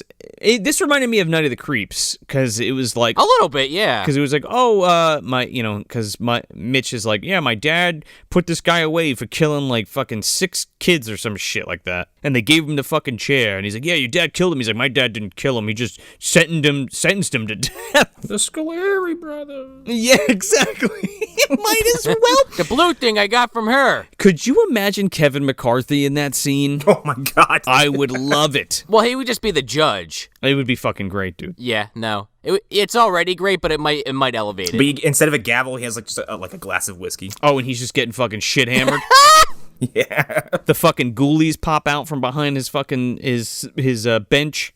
So they're going through this box and they're pulling out all the costumes and shit. And Phil pulls out this little chest, and inside is a ring that has his family's crest on it again, and this scroll that's like sealed with like a wax seal on it. And he's like, we should return this because like, this is some important historical shit. And LeVar Burton, without missing a beat, takes it out of his hand. He's like, oh, that's fucking cool. No, we're not giving that back. Let's read it. So he rips it open and starts like reciting this shit. Klaatu.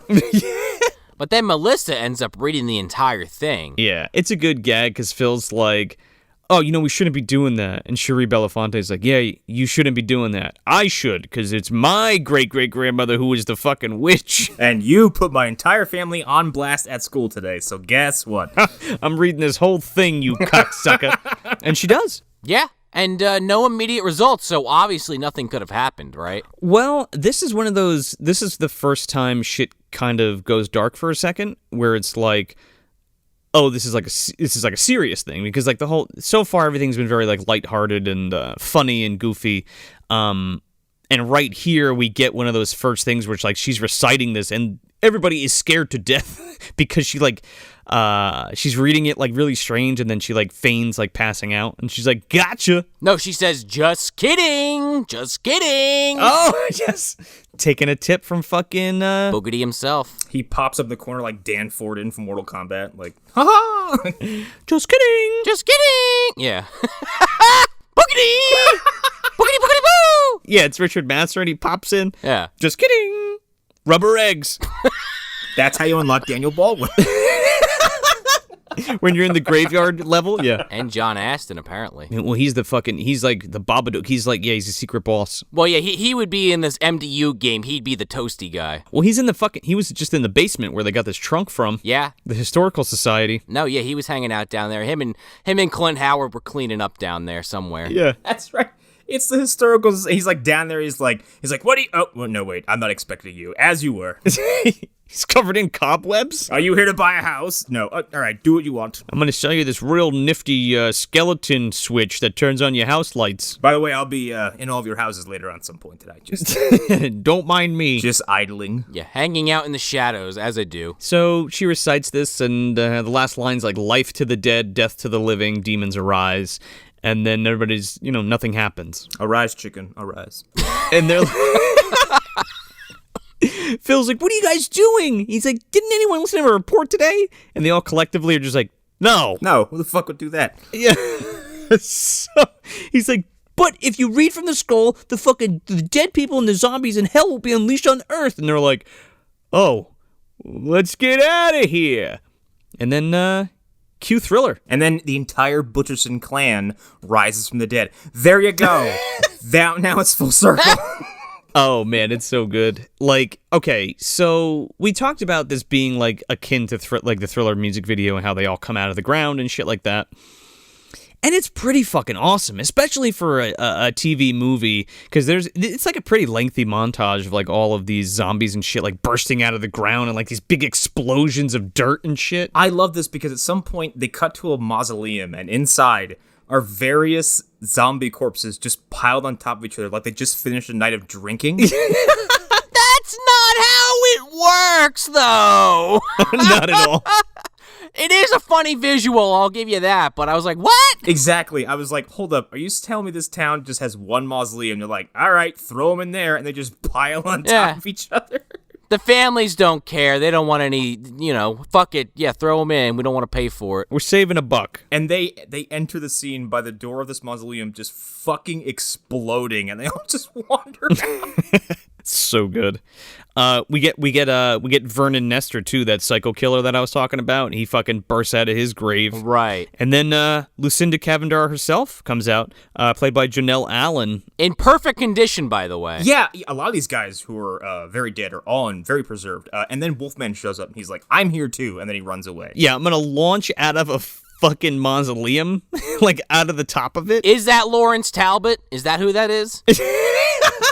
I was just taking a stroll, and then all hell broke loose. Lock me in a room and don't come in. Also, Lucinda looks perfect because she's a vampire. So why wouldn't she? Apparently, right. And also a witch. Well, I think it's one of those things, in my personal opinion, where people thought she was a witch, and she does refer to herself as what I want to say, but I think it's just more so that she's just a vampire. You get what I'm saying? No, she's definitely the proprietor of this magic nonsense. Yeah. Well, okay, true. Yeah, and then with the context of, like, the history of this town, like, or at least, like, the real-life witch trials, like, any out of the ordinary, like, tomfoolery is like, witch! And so, yeah, sure, vampirism, why not? Yeah. Right. Oh, well, yeah. I guess you could even argue that Dracula is a kind of a magician in and of himself. Or a sorcerer, even. One would argue he's the greatest magician. Yeah. It's also the thing where it could be like, well, was she just minding her own business, and then they went after her, and then she cursed the town? You know what I mean? Yeah, that's a good point. Could go either way. Like some kind of like Haitian kind of like, I don't know, like bayou type of New Orleans like voodoo shit. Maybe. She has a briefcase full of snakes that's just gonna, She just says you gotta meet her at the burger joint or at the gas station. She's gonna ring your bell. Oh my god, dude! Vern Nestor is totally full of voodoo snakes. Yeah, well, I could see it if. I was disappointed in Vern Nestor. I thought he was gonna be have a bigger impact on this movie, honestly. That whole little arc, which we'll get to, I'm so here for. Like, it's really, I love it. Yeah. I don't dislike it. I just expected a little more. Maybe I had higher expectations for Vern Nestor. Sure. Is he the ghoul that we keep seeing pop up who, like, kind of engages in lots of physical comedy? Because, like, I did kind of lose him in the... Oh, no. That's a different one. The one we're talking about, when he pops out of his grave, there's literally something like, kill you or some shit spray painted on the fucking gravestone. Yeah. He's like the mass murderer guy, or the serial killer, rather, that Mitch's dad put away. And then we get this last one, which... Again, doesn't really make any sense to me, but it's a zombie that's in perfect condition. It's this girl, Sandy. Mm-hmm. Played by Jonah Lee. In this cheerleader's outfit, but she looks fine. Not a zombie in the traditional sense. No, she's more like one of those Japanese ghosts that can come back and they're corporeal. Yeah. But if you shine like a candlelight on them, they turn to fucking bones. She is the Marilyn in the zombie group, put it that way. I kind of liken her to like a highway ghost, where people are like, oh, I saw a girl in a white dress and she just looked like she needed help, blah, blah, blah. Oh, maybe. For sure. Yeah, no, she's like that kind of trope of like, oh, the girl from the 50s who was like, driving with her boyfriend and crashed into a tree or whatever because they were in a race. Yeah. Exactly. It threw me for a loop at first because I was a little confused. I was like, we didn't meet this character, right? And I was like thinking about it for a minute. But then when I realized that no zombie was going after her, I was like, oh, okay, this is like a little different. All right. My first thought was like, man, that means she just died. She's probably hella confused. Like, what the fuck is happening? Right. We come to find out that she's completely cognizant of what's happening. Yeah, she yes. Later she's like, oh man, again? Like, it's almost time. The secret code is Ghoulish Tales. Send us a direct message on your favorite social media app for a chance to win this week's Trigger Trash giveaway. Again, the secret code is Ghoulish Tales. And remember, kids, the clock is ticking. Don't miss it.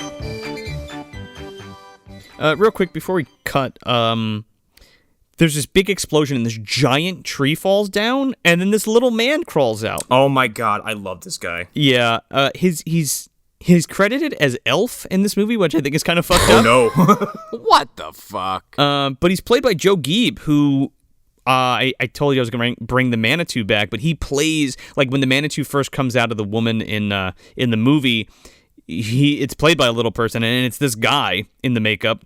He's also in the Howling 5, and he's in Trilogy of Terror 2 as well. So I thought that was kind of a neat little thing. Huh. And he gets a lot of screen time in this. Yeah. Yeah, I like his makeup because it always makes him look cross and, like, annoyed with what's happening. And he just looks like he's constantly looking for a way to alleviate that. Yeah.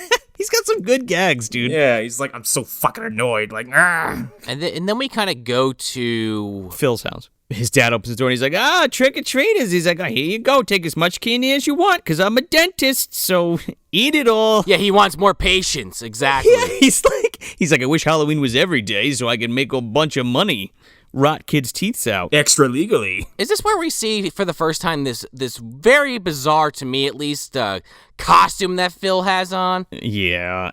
It's weird because Phil's like, okay, everybody, close your eyes. I'm coming down. Like he's fucking, like he's a 15-year-old girl. Or boy, and, you know, but yeah. Sure, I guess. I don't get this costume. What is he supposed to be? Dracula and loving it? Cyber Dracula? It's like Count Ziggy Stardust. Like, I don't know what the fuck is happening. He takes like a pom-pom and puts it on his head, and as the film progresses, he is just itching his fucking head the entire time. It's just like, where did you get this from? It's a fucking David Bowie vampire. Like, yeah, you win. It's David Bowie vampire. Yeah, for sure. It's Vlad Stardust. There you go. This is Transylvania to ground control. But they're not impressed at all, and he's like, "Oh, come on, guys." Well, because they had the same reaction we do. Like, what the fuck are you? Yeah, but his sister's like, dude, too rude, man. That's awesome. A little confidence boost. So that's it, and then like we get some shots of like the ghouls coming into the city, and then we get introduced into this one particular ghoul who comes in. I love this dude, okay? This dude's physical performance is fantastic because, like, one, he's doing his zombie shuffle, but he's also got one of the newspapers from earlier, and, like, trick-or-treaters are bumping him over, and, like, he's nearly falling over, but the whole time, he's just trying to aggressively open this newspaper. And Phil, like, hits him with his car, and mind you, his car is, like, some 1950s, like, cruiser of some kind, and he's like, oh, geez, oh, you okay, man? And the fucking zombie's like, you know, pantomiming in his direction, all pissed off. I'm walking here.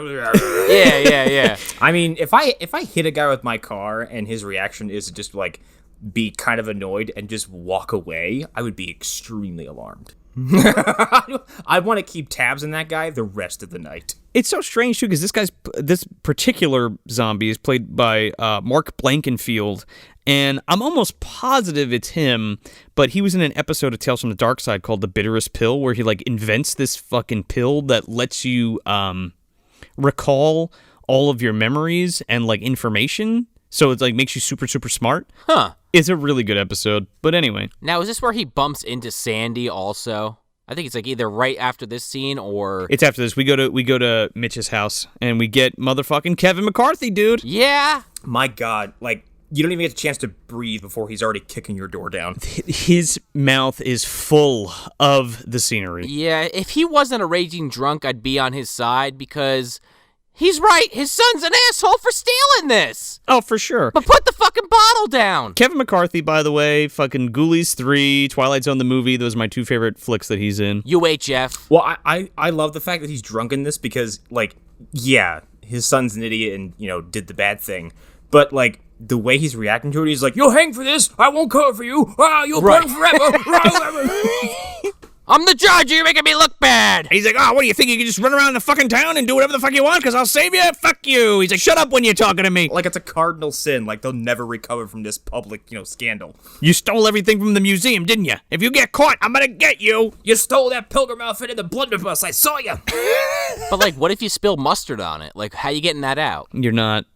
Do they have a dry cleaner in fucking Pitchfork or Pitchville, whatever the fuck it is? Well, then you're really found out. If you attempt to wash that outfit, it will disintegrate, okay? If that's the same Exactly, that's my whole thing. It'll be about the size that you could put it on a doll at that point. Yeah. At least LeVar Burton's not wearing any of this, like, historical garments. No, LeVar Burton wraps himself in toilet paper, it looks like, and then has the bright fucking idea to put ketchup and mustard on his shirt.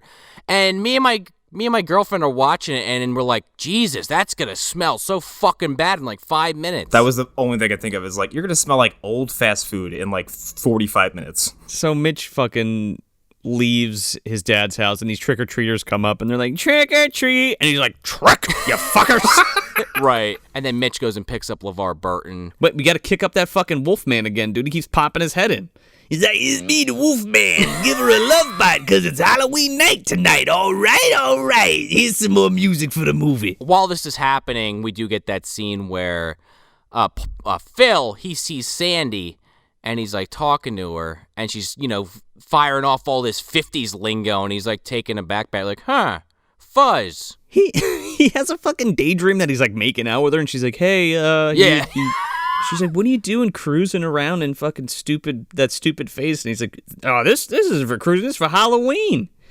And he's like, oh, are you new here? Like, I've never seen you here because you obviously don't go to our school. And she's like, yeah, I'm a transfer. So that links up to, the lady in the dentist chair before. But she means, I'm a transfer from the afterlife. Yeah, from the other side. Yeah. I'm from a different dimension of reality.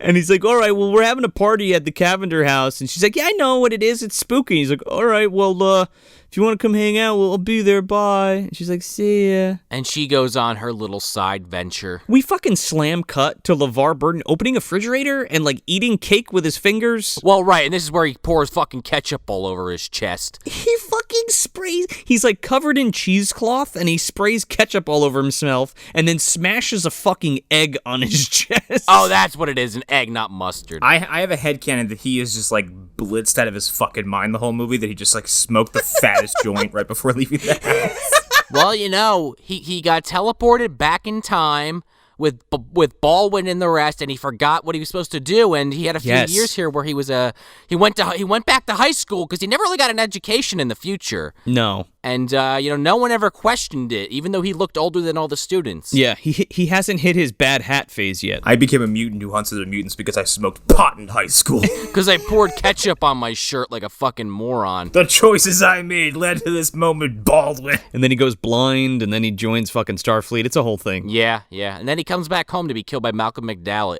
for no reason, really. For a second, I thought you were talking about Star Trek Generations, and I was like, that didn't happen in that movie. Like... No, the Next Generation. No, but Malcolm McDowell was in Generations with with Shatner. Oh yeah, he was. Oh right, yeah.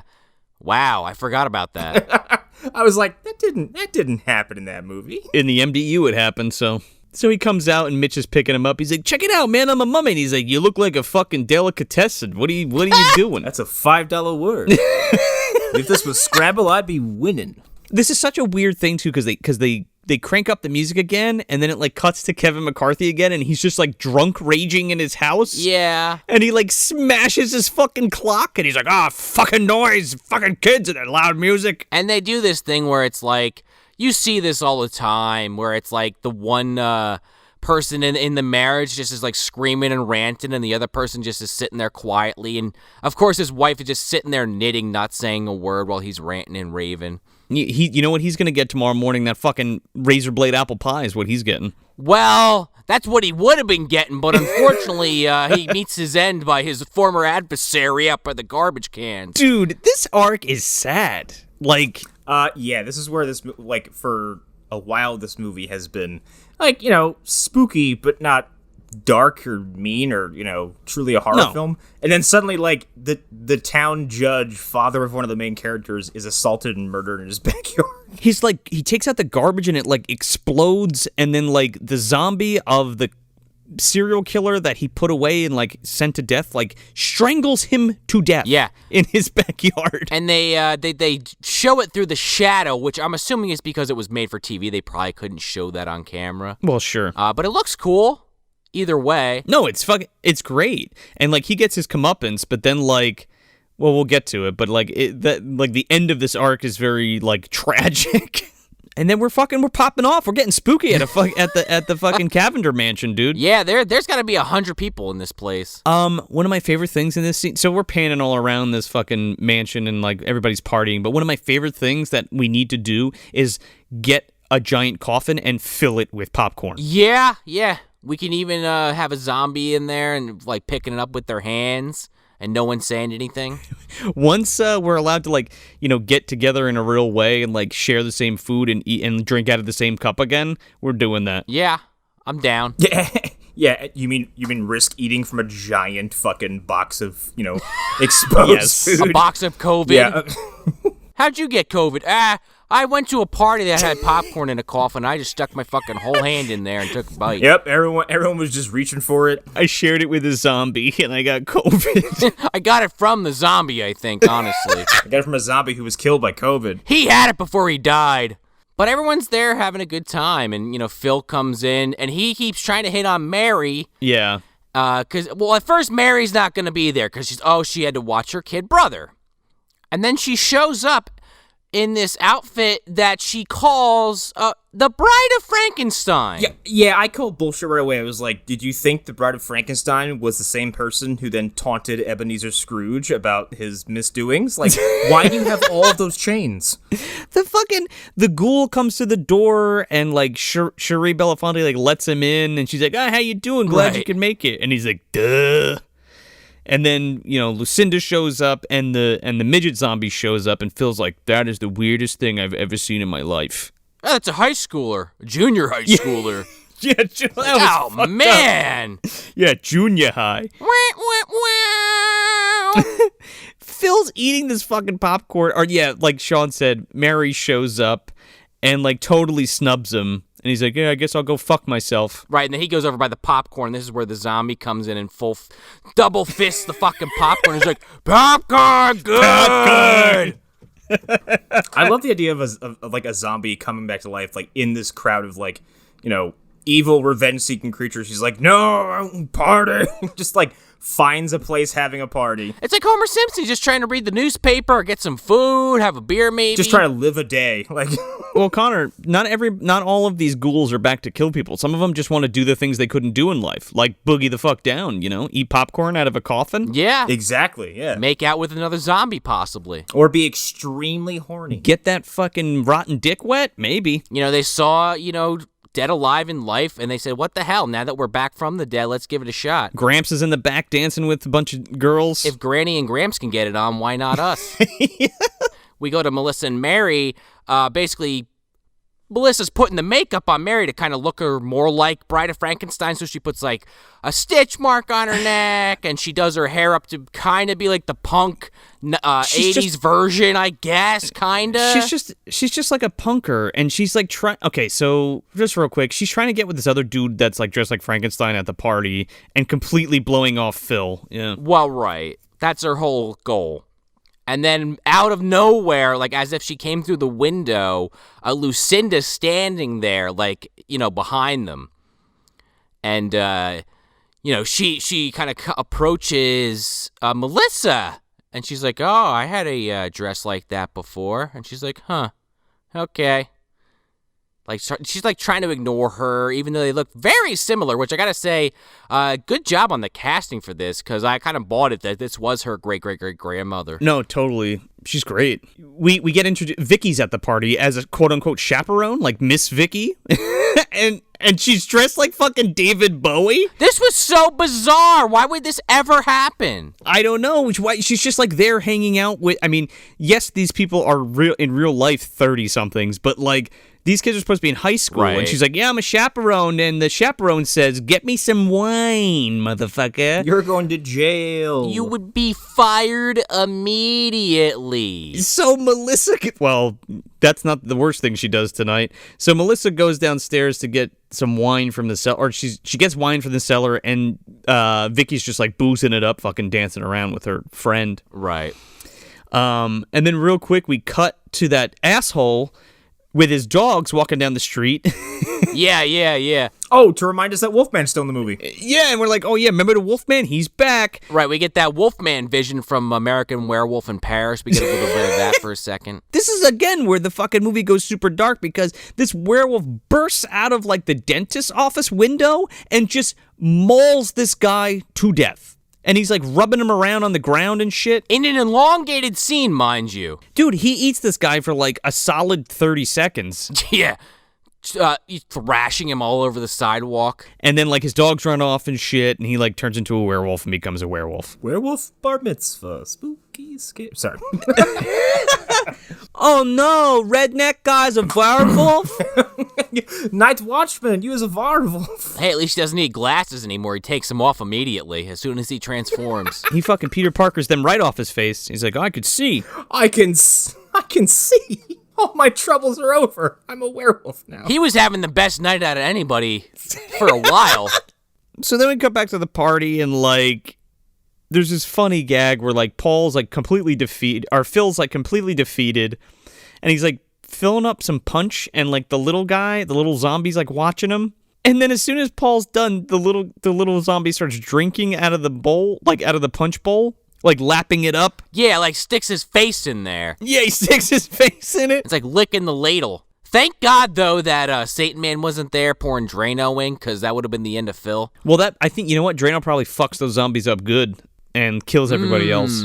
Yeah, I could see that. You know, like, fucks them up in the sense of, like, they're just drunk off it. Yeah. More Drano. Just pour it down the gullet. It's like they're fucking, that's the hard stuff, dude. Yeah. Drano is zombie tequila. Zombie tequila. They're drinking brake fluid and shit.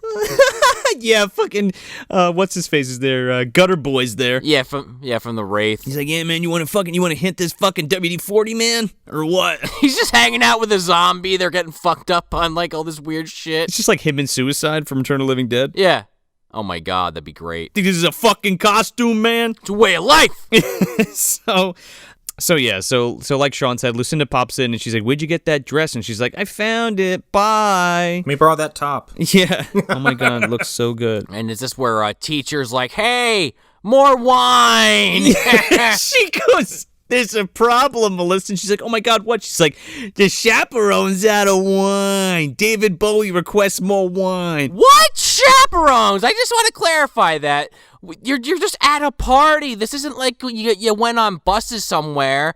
Like, you're just at some fucking party that high schoolers are having. What chaperones are we talking about? That's her cover, dude. Like, if somebody comes like, what are you doing here? You're like 35. I'm a chaperone. I guess. You smell like booze, lady. Why are you fucking that teenager kid? She's like, I'm 35. They're 35. Why would you even waste your goddamn time? Just go to the fucking liquor store and buy a bottle of wine and just hang out at home. Why are you hanging out with high schoolers, you creep? Because Melissa has the old fucking Cavender house, dude, and she has this incredible wine cellar full of, like, old vintage, dude. Oh, so she wants the freebies. Is that what you're telling me? Oh, yeah. She wants the good stuff. She's not fucking around. She's not going to go fuck around with no Mad Dog 2020 tonight, baby. Yeah, that's true. I hadn't thought about it that way. But will it be red or white, Joe? It's definitely going to be red. It all depends upon your appetite, man. And Lucinda wants some fucking blood.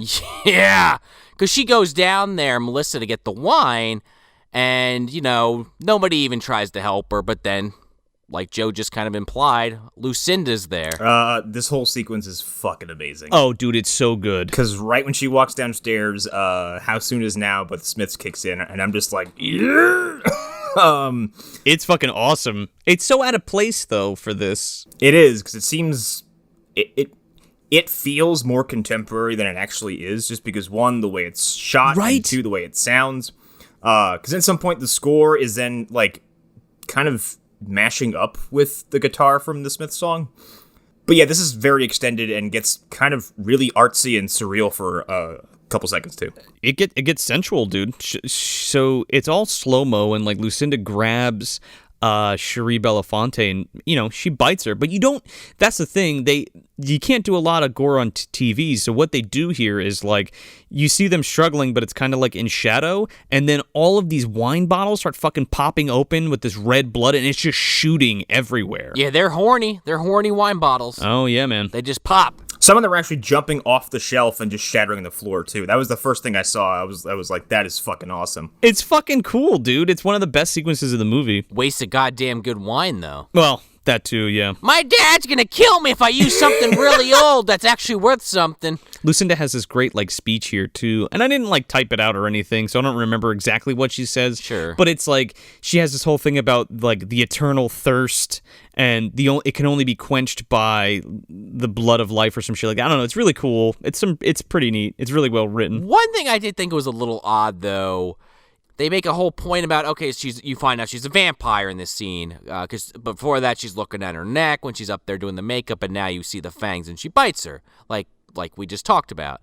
But from this point on, her face is all blue, and it's like, if you wanted to do that the whole time, like, why wasn't it already blue? I thought that was a little odd, in my opinion. Well, also, like, why are you not pale, full of life, and colorful before you drink a bunch of blood? Right! Like, maybe if it was the reverse, I could maybe kind of buy it a little more. Yeah, it's an odd visual choice. It's kind of a nitpicky thing. I just wanted to point that out because it drove me a little nuts. No, I noticed it too, because then, like, what's-her-face is also pale. I'm like, okay, that would make sense for a new vampire, but then... Sure. And it's also a good indicator for the audience to know who is a vampire.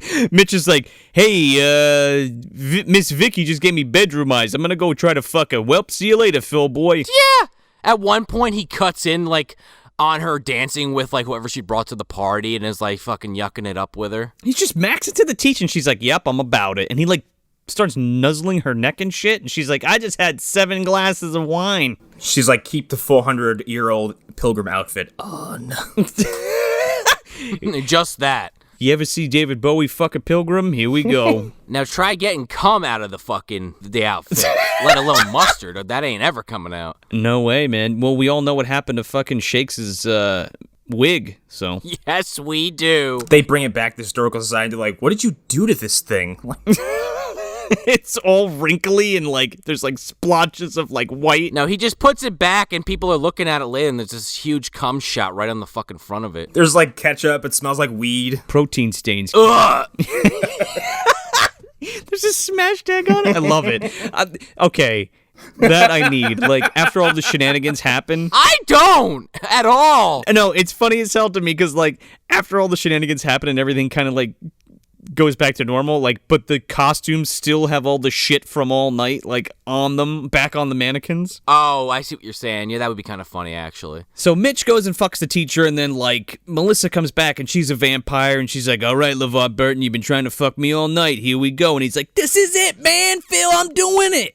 So he fucks off, and then Phil's like, shit, man, I can't get a break. Well, at some point in between there, LeVar Burton, because the whole time at the party, LeVar Burton's trying to kiss Melissa, yeah, and this, that, and the other thing, and she wants nothing to do with him, and then when she gets bit, she's all on top of LeVar Burton, and he's all excited, and then he gets bit. Yeah, but that doesn't happen yet. There's, like, this whole backstory with, like, Sandy, and she's like, this used to be my house, my dog's house, and all this shit, and blah, blah, blah. And they're like, yeah, we don't know what you're talking about, lady. Get out of here. And then, you're right, because then there's also a scene where Phil, he keeps scratching his head, and LeVar Burton's like, get rid of that thing. And he leaves, and he takes the wig off, and he meets up with Sandy, kind of all concurrently while this is going on. Yeah.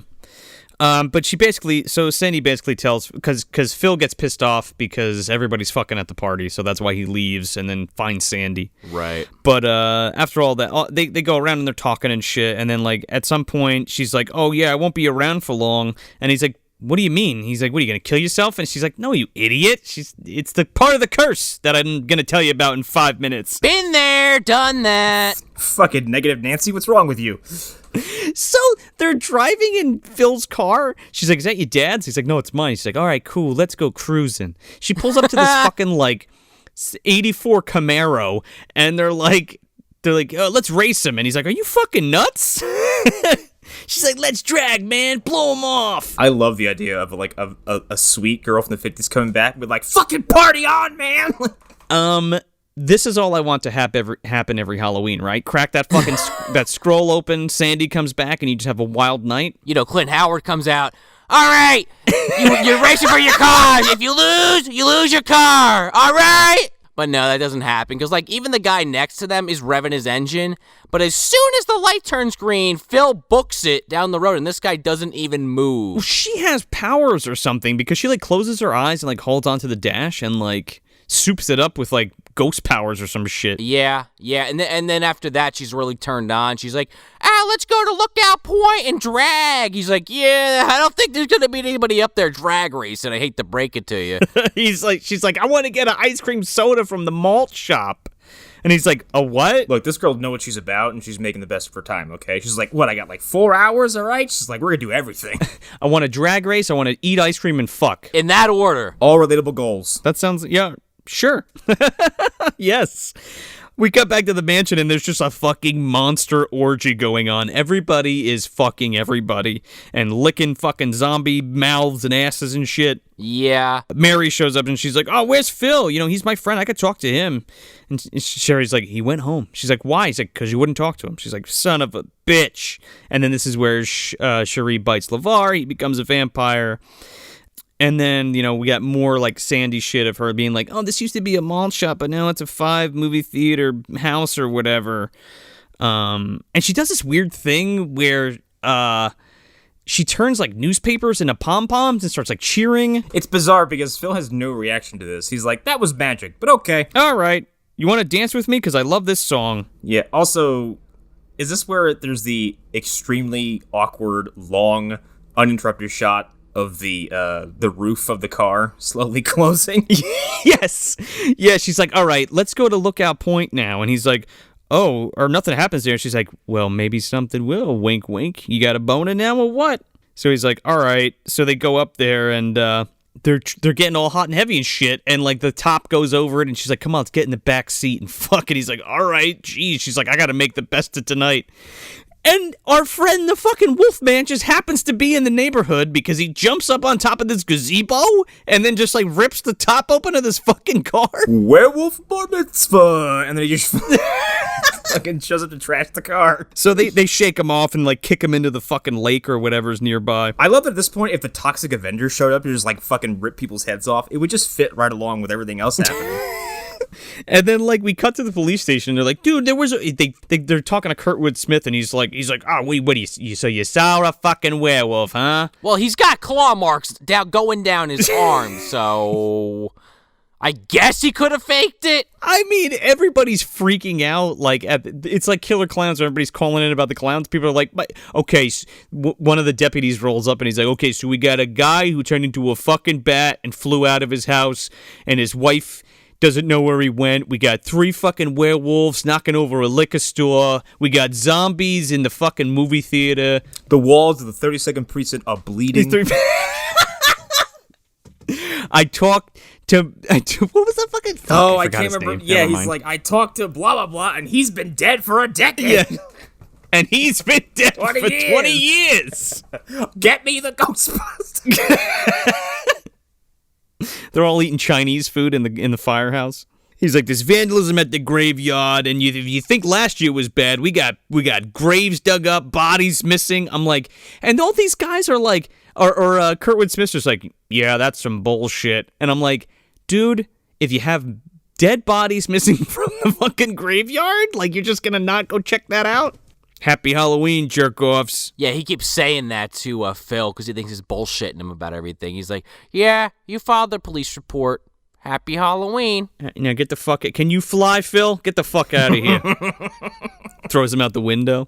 No, that doesn't happen. But this is where Phil basically breaks the Sandy. He's like, all right, I got to come clean.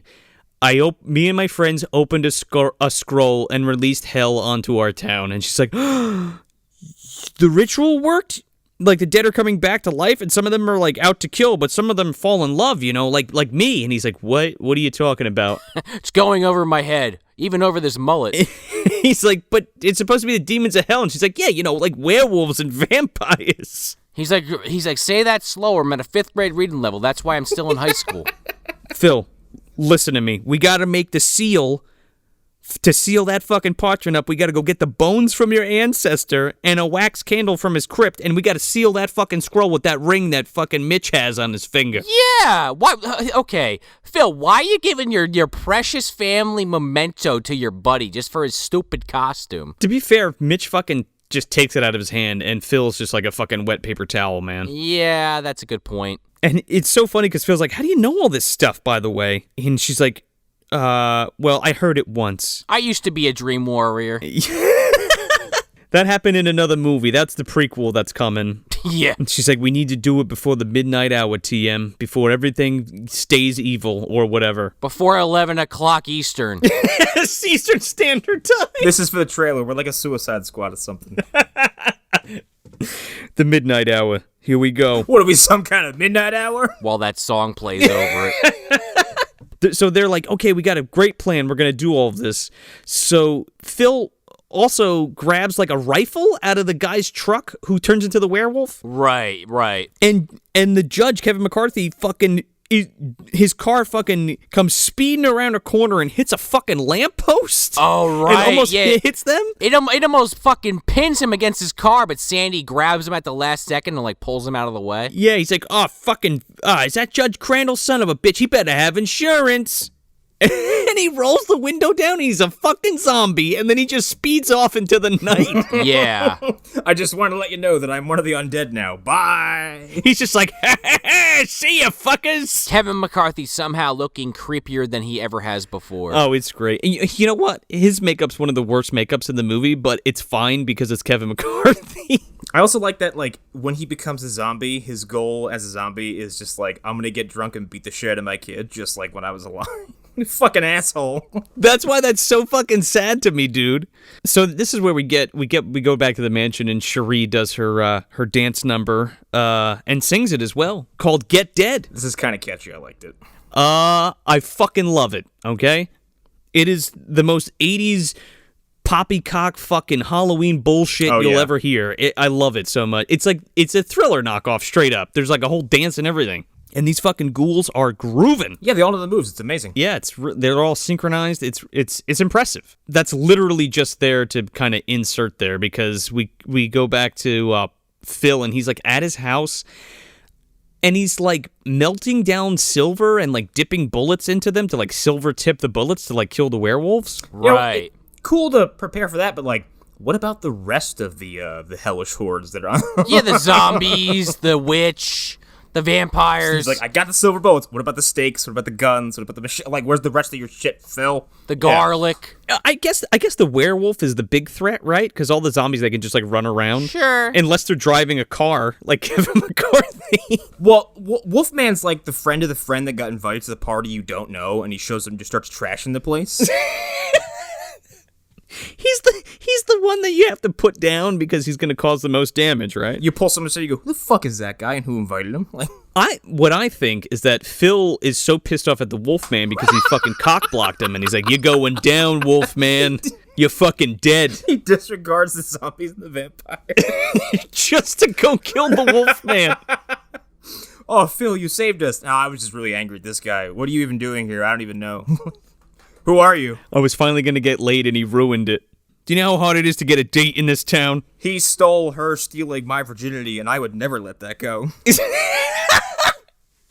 It also ruined her night, too, right? Because she only has that one night. Yeah, her night's like 5 hours. Like, yeah, yeah, right? She's taking it way better than he is. So we cut back to the mansion again, and again, like Sean said, like, you know, we cut back and forth, but I wanted to kind of say it in the chronology of it, because a lot of shit happens here to kind of prepare us for like the quote unquote like final battle or whatever, right? So there's this scene where Shari takes Mitch to the roof, and she's like trying to seduce him. She's like, yeah, fuck LeVar Burton. She's like, I want you. And he's like, wait a minute, lady. That's my best friend there you're talking about. She's like, well, guess what? I'm still going to try to fuck you. And he's like, all right, I guess I'll do it or whatever. So she goes to bite him, and Mary like pops in. She's like, hey, what are you guys doing on the roof here? And immediately, Kevin McCarthy comes zooming around the fucking corner and crashes into the house, like in his car. And Mary's like, oh shit, is that your dad? He's probably drunk as fuck. And he's like, oh my God. He's like, I gotta go get this fucking guy. Time to go fist fight dad. Yeah, oh my. And this is the sad part, because like, what if Kevin McCarthy wasn't a zombie and he was just like, when you think of it that way, he's just a drunk going after his son? He's not dead, he's just in Halloween makeup, like he's like Bill Murray from fucking Zombieland. He's just like, they'll think I'm a zombie and I'll get away with it. And he fucking kills a bottle of wild. That's why his makeup's so bad.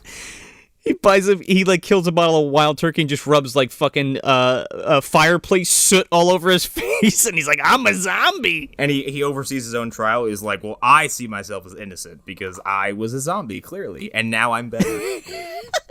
Everybody's tied up and has like tape over their mouth, and he's just like hitting the gavel. He's like, all right, adjourned. I win. Me. He takes another swig. I killed my boy, but it wasn't me. Was an accident. It's like Bucky and the Winter Soldier, the two people. It's the Red Book, all that shit. You know how it goes. Yeah, Mitch runs up, and they have this like short little confrontation that was about to get real nasty when I thought that Dad was gonna brain his son with a rock. He fucking whoops his ass. Kevin McCarthy like throws him like over the fucking car, and then like he's like, "Hey son, I'm back," and like I ain't been a judge my whole life. Get over here, boy. He has this rock that he's gonna smash his fucking head in with, and it like goes through his back window. He ends up like getting on top of his son and choking him and breaking his neck, and like you hear it and see it and everything, and then like he's just laying. Like he's like, ha ha, and he fucking runs away, and the camera pans down, and like the kid is just laying there, or the man rather, is laying there with just like blood running out of his mouth. Yeah, and that blood would be on those clothing when they brought it back and put it on the mannequin, so people can walk by and go like, "There's Mitch's blood. There's LeVar's ketchup. There's the piss stain." And the eggs. It's just like a sad ending to that arc, because it's like this guy obviously has problems with his dad throughout the whole movie, and he's like an alcoholic, and he's also the judge and abusive, and then he fucking kills his son, and it's just like, well, we didn't. Yeah, well, he kills his son the same way he was murdered. It's like a weird sin to the father kind of thing, where like, you know, dad was strangled to death by a zombie, and then dad becomes a zombie and strangles his kid to death. Yeah, exactly. I guess that's what I'm getting at. It's dark. It's way darker than it has any right to be. Yeah. But I guess you got to turn him into a zombie for this last act to work. Sure. And then, we're cruising around the town, and everybody's a fucking zombie. Hell has come to Frogtown. It's Raccoon City in the beginning of RE2, verbatim. Oh, yeah, it sure is. Yeah, maniac, why'd he bite me? Well... chomping down on that burger. It looked tasty in the remake. God, that is the most beautifully rendered food I've ever seen in my life, and I'm so glad you just brought that up. Yeah, I mean, I don't even eat meat anymore, but substitute that for an Impossible Burger, sign me up. It's just like a montage here of, like, the town getting overrun, and, like, it's just full Spooky Town now. Yeah, the cops are all transformed even, and we get a shot of the main cop with his fucking hand on fire. For some reason. Because he's a zombie and he don't feel it. Remember when I did this to RoboCop when I blew his fucking hand off? You think that's what they were trying to say? Probably not. But still. I work for Dick Jones. Hey, Dickie boy. This has the best callback for me. Okay, so this is why I mentioned the milkman at the beginning of this movie. What the fuck is this? Oh my god. Because this milkman is just... He's standing on his overturned truck just pouring milk out? Yeah, doing like a dance of some kind. So I was just saying to Connor, like, Kevin McCarthy's not really dead. He's just like put makeup on and like is blaming it on being a zombie. Right. You think the same thing happened to this guy? Like he just had a psychotic break? Dude, he saw a chance to break out from his fucking milk routine and was like, I'm gonna flip my truck and pour milk everywhere. Like, I'm gonna go real nuts. He's fucking pouring it out like a maniac. I'm gonna cut loose. If I act like a maniac, they'll think I'm one, so they'll ignore me. Same with the mailman, because he's just like throwing mail into like a bonfire. It's the weird midnight hour. Well, he's sick of his job, and now that he's dead, he's absolutely not gonna do it. I'm saying he's not dead. He's just like, fuck you, Postal Service. Yeah. It's the midnight hour equivalent of smearing guts in yourself in The Walking Dead. It's like, well, they won't know I'm here, so might as well just do what I want. Right. They said it was illegal to burn the mail. Well, stop me now. I'm undead, wink wink. Say it's a federal offense. Here's your fucking milk. Doesn't matter, it's gonna get all reset by the end of the movie anyway, so fuck it, might as well go wild, right? And then a fucking werewolf rips out a fire hydrant. Yes! Like it's a styrofoam block. I love it. Look, Razor heard there was a party down the road, and he showed up to fucking, let loose a little bit. He just didn't bring Toka. Go play, have fun. Babies! It's just so funny because of these, like, pedestrian acts of, like, violence against, like, milk and mail, and then, like, this werewolf just fucking, like, Hulk rips this fucking fire hydrant out of the ground. I love it so much. Yeah, I mean, it's a show of strength for sure, but you're right, Joe. It's petty crimes, basically.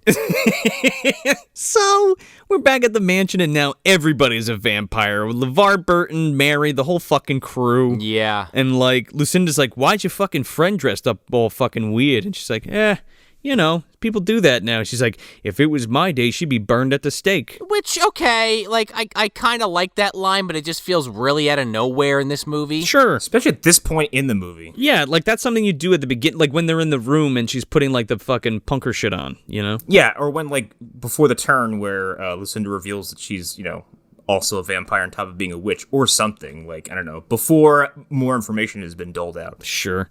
So everybody is a monster in the mansion now, and Phil and Sandy roll up to the Cavender place. And this is so great because the entire film, everything's been very, like, warm inside the house and, like, very lush and kind of saturated. And they walk in now, and it's, like, this cool, like, Steadicam shot that like goes through the door and the door opens and like everything is like now it looks like a haunted house. It's like evil has like seeped into this fucking mansion. It's really awesome. Like the set design is cool. Yeah, it's like Dead Alive when after everybody gets killed, suddenly the place has haunted house mist. Yes, exactly. And they all got together in the staircase to wait for Phil and Sandy to show up. So they do their big dramatic group reveal. Yeah, they all appear in the fucking Michael Jackson Thriller group and start closing in on them. Hands out and everything. And, of course, Mitch jumps over the railing because he's the one guy they need to get the item off of while the rest come behind him. This is pretty good, though, because they chase him into the kitchen and they, like, bar the door, but not before Chad sticks his hand in. And Sandy's like, get the ring! So he's, like, trying to get it off, and she, like, pulls out a knife. She, like, pulls out a knife, and he's like, no, not that. And he, like, grabs, like, Crisco or some shit and, like, slides this ring off his finger. He gets the Mrs. Buttersworth and pours syrup all over his finger. Yes. He bites his finger off. She's like, what the fuck? Like, yeah, right. Well, I didn't want you to cut it off, but, I thought at least it might taste good. I don't know. Instead of cutting it off, he bites it, but he puts something sweet on it. Yeah, I like that. But he gets it off. I mean, honestly, he probably could have cut it off as we find out, but they get the ring and they book it the hell out of there. Yeah, and they jump in the car and they go to take off, and, like, Vicky is, like, in the back seat for whatever reason. She's like, hey, I'm back in the movie. Remember me, your substitute teacher for today only so far, but we're now buddies. I fucked your friend in the back of your car. Hope that's okay. And, I actually think the movie kind of got me. I have to admit, I wasn't even thinking about this. But they go to the graveyard to try to end things. Where it all started. And, of course, she's a vampire. Oh, I fucking love it because they're like, she's like, what's up? And he's like, oh, well, okay, so we released this curse out of this fucking parchment, and we got to seal it up with the bones in here and all this shit, and we got to do it by midnight. And she's like, you don't say. And just becomes a fucking vampire. And Sandy sees her coming. She's like, Phil, look out. And then she just, like, brains her. She fucking tiger uppercuts this woman. Yeah. Knocks her the fuck out. One hit KO. Well, she's also a ghost, and she has powers, right? That's what I gathered. Yes, ghost, zombie, whatever. She can affect the physical world. Yeah, that's right. Hey, if she can fuck, she can punch. Right, yeah, oh yeah. She figures out in that moment, she's like, well, if I can do that, there's no reason why I can't, deck this woman. Yeah, exactly. So they go into Nathan's crypt, and they get the fucking supplies they need, but these dingalings forget the matches in the car. Dude, they open this crypt up, and it's just like bone dust. And like... Like, Phil even says, he's like, I wonder what old Nate's gonna look like. And he's just a skeleton. Like, he never came back from the dead or anything. No. I love the idea of the one guy in the fucking cemetery who's, like, just too old to come back. Literally everybody else in the graveyard comes back except him. Sandy doesn't have a fucking body. She's essentially a ghost, and, like, this poor asshole just has to sit in his mausoleum. Well, because he's the special item. That's what he gets for being a white racist asshole back when he was alive. His penance. Oh, that's right. Lucinda's black. She's like, so we're gonna let him, no, not him. No, fuck him. Definitely not him. Anybody but him. I'll even take the zombies fucking on the couch. So all the monsters come in, and it's a really cool shot. Yeah. I really appreciate this because it's such a wide shot of this giant graveyard with all of these extras and zombie and werewolf and vampire makeup and this fog and these lights. It's really fucking cool. Yeah, like the red light on the fog is very evocative. So they jump in the car and the matches are in the car and, they melt the wax and put the bone in it and seal it with the ring. But nothing's happening. He's like, oh, we got to say some magic words or whatever. So Paul yells out Jumanji, and then everything goes back to normal. No, that's... Arise, dragon! So Sandy grabs him, and she's like, I love you. Goodbye, Phil. And she kisses him on the mouth, and poof, everything kind of just zaps back to normal, like before it ever happened. Right. Even his car. No longer in a pothole either. So that's what I'm saying. Like, do the costumes go back on the mannequins still covered in, like, food and cum and eggs and shit? Well, I would say yes, if not for the fact that his roof fixed itself. So I think probably not. But I hope they are. I hope they're still covered in shit. Me too. And the museum curator walks in like, what the fuck happened? Someone shows up to Mitch's house like, why is your DNA all the fuck over these clothes? I mean, they probably just have alcohol all over him, if nothing else. I did a swab test. It's your semen, buddy. Why is your blood, piss, and cum over this pilgrim outfit? And feces? Feces, really? And ketchup and eggs. What were you doing? Ketchup and eggs. And there's popcorn in this pocket. What the fuck? It's his dad yelling at him. But it's Mitch's dad yelling at him. It's not even his own dad. Kevin McCarthy fucking comes back. He's like, what the fuck? What the fuck with all this goddamn shit? All over my goddamn suit. You're going to jail, you little shit. Mitch would just be like, man, could we have at least like kept him dead? And then he really does strangle his son again in real life. Yep. Yeah, that's the sad truth. That's the sad ending. Mitch just has like a daydream of this whole thing happening, just stands up and shoots his dad at breakfast. He had it coming. So everything goes back to normal, and I keep calling him Paul. Phil gets out of the car, and right next to his car is Sandy's grave, and like his jacket is on it that he lent her. And he takes the jacket off, and it's kind of sweet because there's like she like had written her initials like in her lipstick on the tombstone. Right. And it's still fresh. And he fucking like takes a swab of it with his finger and like smells it, and he's like, Tooty fucking Fruity. It was her. And then Wolfman Jack interrupts the movie one more time to be like, here comes this trap from Sandy. Hey, I just wanted to tell y'all that Sandy's back. She had a little last minute request for Phil here. Here you go. We're gonna end the movie with this song. Here we go. I'd like to see the scene where she went to a payphone and made this call, but we don't get it. You tell me you're a ghost and you want to play a song for your new living boyfriend? I'm all hopped up on cocaine. Yeah, why not? Sounds legit to me. Who doesn't love a little ghost? Happy Halloween. So it's like this sweet song, and like he's like, that was great. He's like, I'm gonna hang on to this parchment because I know what I'm doing next year for Halloween. Except I'm cutting right to the fucking chase, baby. We're gonna go right to Lookout Point first. Well, now that I know how it works, now that I know as long as I end it before midnight, I can get laid and end it without any travesty. I can kill my friends and family once a year, every year, and then just undo it. And then eat ice cream, drag race, and fuck. Honestly, a perfect candidate for the Winter Stepfather project. I mean, you'd have to do that to get him from, fucking with the time and space continuum over and over again. Yeah. Yeah, after like the third time, Hurt's just opening a portal and just stepping out and just shooting him. Give me that scroll. He shows up with a red book and fucking feels like, no. Halloween, Sandy. I don't know what the other words would be. Sandy, drag race, malt shop. 50s. Werewolf. Malt shop! Sock hop. Greasers. Reading Rainbow. Deo. Yeah, I don't know. Sign me up for getting a parchment that releases a ghost from the 50s that's super attractive that wants to just hang out and party all night on Halloween. I'll be there every 31st, baby. Until I'm, old and beaten down and, Sandy's like, oh, you're boring now. Yeah, you're old, man. Like, this is Squaresville, dude. Bye. What do you think he tells people about this, or he just like keeps it to himself? Like, yeah, my first love was a ghost. I didn't, it was a one-night stand. Let me tell you, my whole town died. I'm the only one that remembers it. Literally, I bring it up with everybody that was affected by it, and no one believes me. There's still cum stains on those costumes, though. I know it happened. Imagine 10 years of Phil doing this every year and that fucking pilgrim costume getting put back on the same mannequin and people just walking by going like, just like, what the hell is that? At one point, Mitch is like, you know what? How about we don't steal those things? They smell like shit.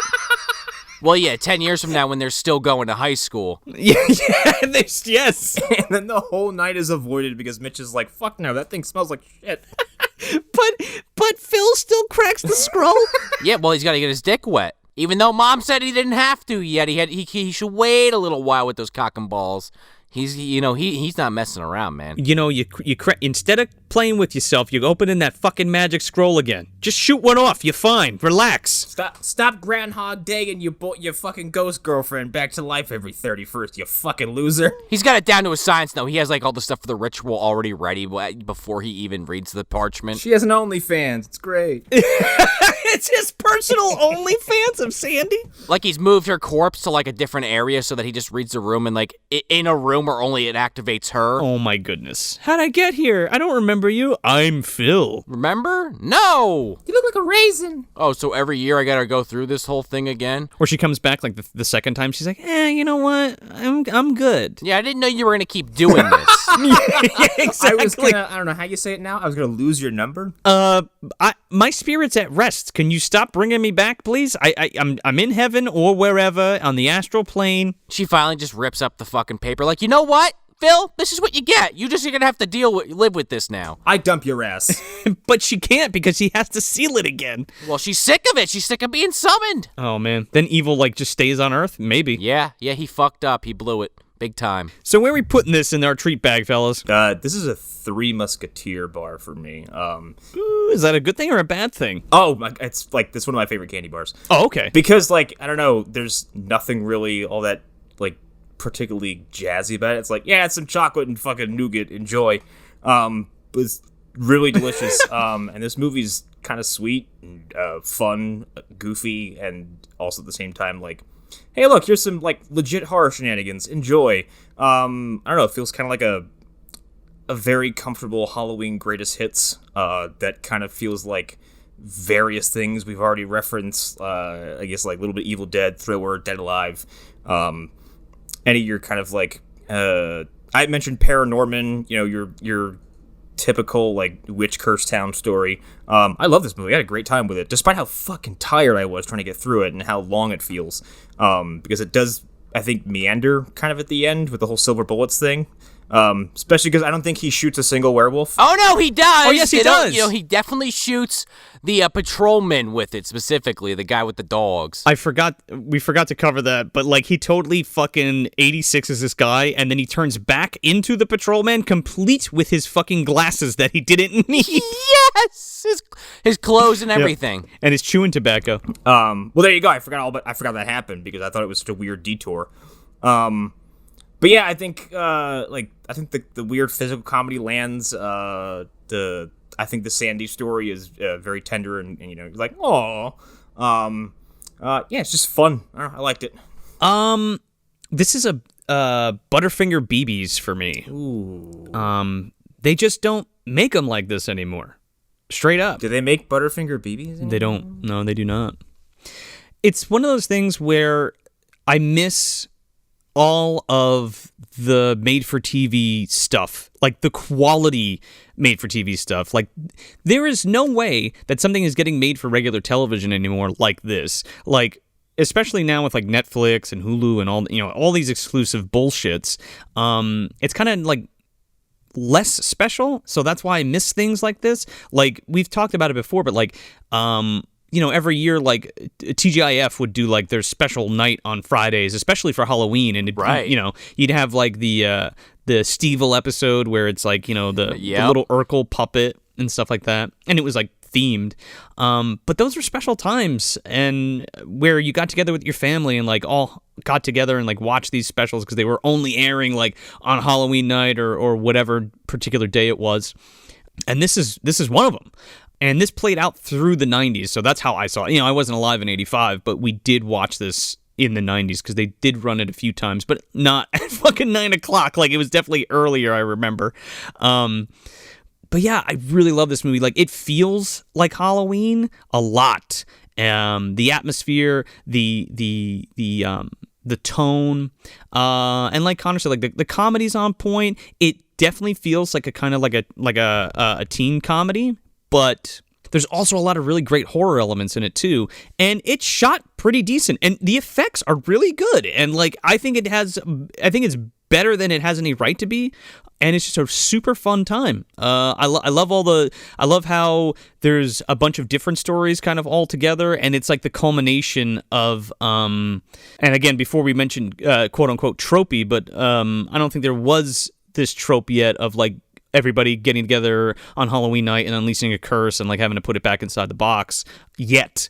And I love it. It's delicious, and I wish there was more of these that can be talked highly about. And yeah, I'm popping this motherfucker like Butterfinger BBs, baby. Yeah, I'm popping this baby like neck goes. Oh, no! I didn't like this movie at all. Oh, really? no. At all? I was bored throughout. I paused the movie at one point and saw that it was only at the 42-minute mark, and I fucking groaned, to be quite honest. I can supplement that by saying this movie being made for TV could have benefited from being 20 minutes shorter. No, I agree. Totally. I just, I use Necco specifically because that is a candy that I always had around the house growing up because my dad enjoys them, but they're like flavorous fucking like, badminton fucking pieces, more or less. It's the wafers, right? Yeah, wafers. Like they have a little bit of flavor, but like for the most part, they all taste the same. And listen, I get why you guys are into it. Like it is competently made, but just for me, man, I don't know. Just nothing really clicked. I think I laughed twice, specifically when the little person zombie put the sunglasses on. I laughed at that. Oh yeah, that's a good gag. And I can't even remember another scene specifically. I mean, there's parts for sure. I didn't hate this by any stretch. I just did not enjoy it for more than a few seconds here or there.